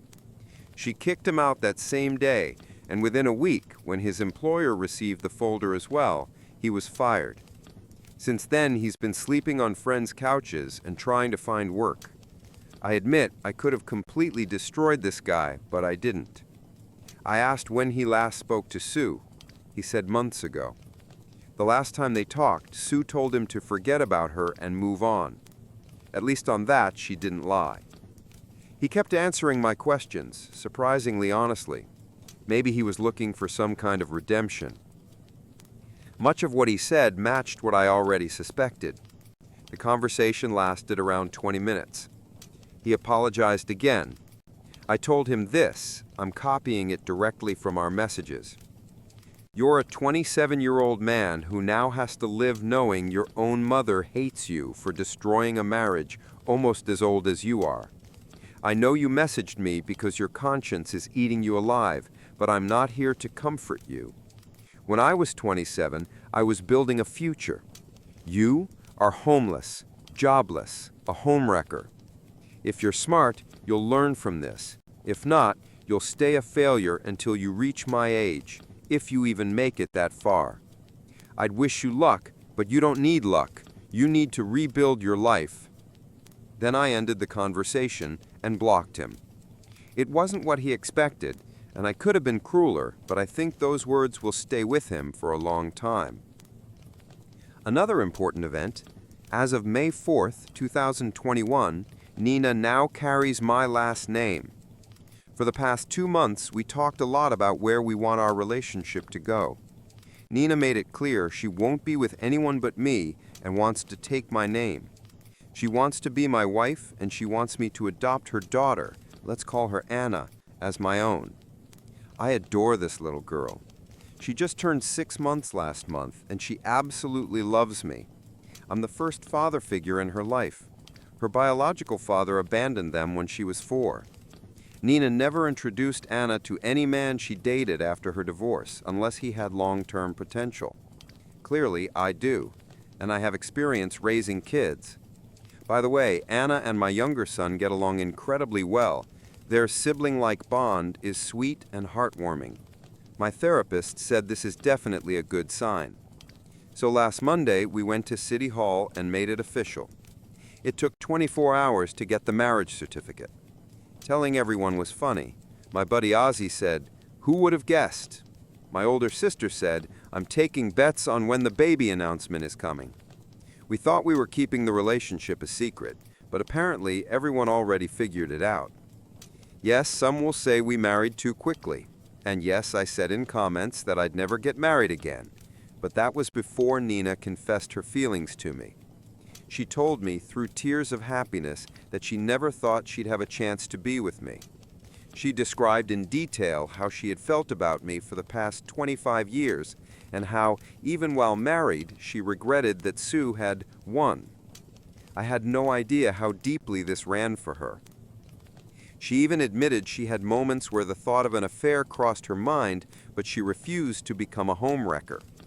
And through all those years, she gave me so much and asked so little in return. Even the woman I married and had 2 kids with never showed me the kind of love Nina has given me. I'd be a fool not to give her my last name. Now she has it, and we're in the early stages of the adoption process for Anna. As for Sue, I haven't spoken to her since the last time I was in our house almost 4 months ago, but mutual friends occasionally update me.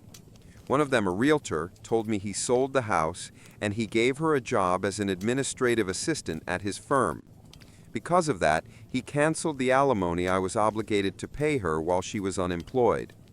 She now lives in a small apartment near the office. He helped her find that too.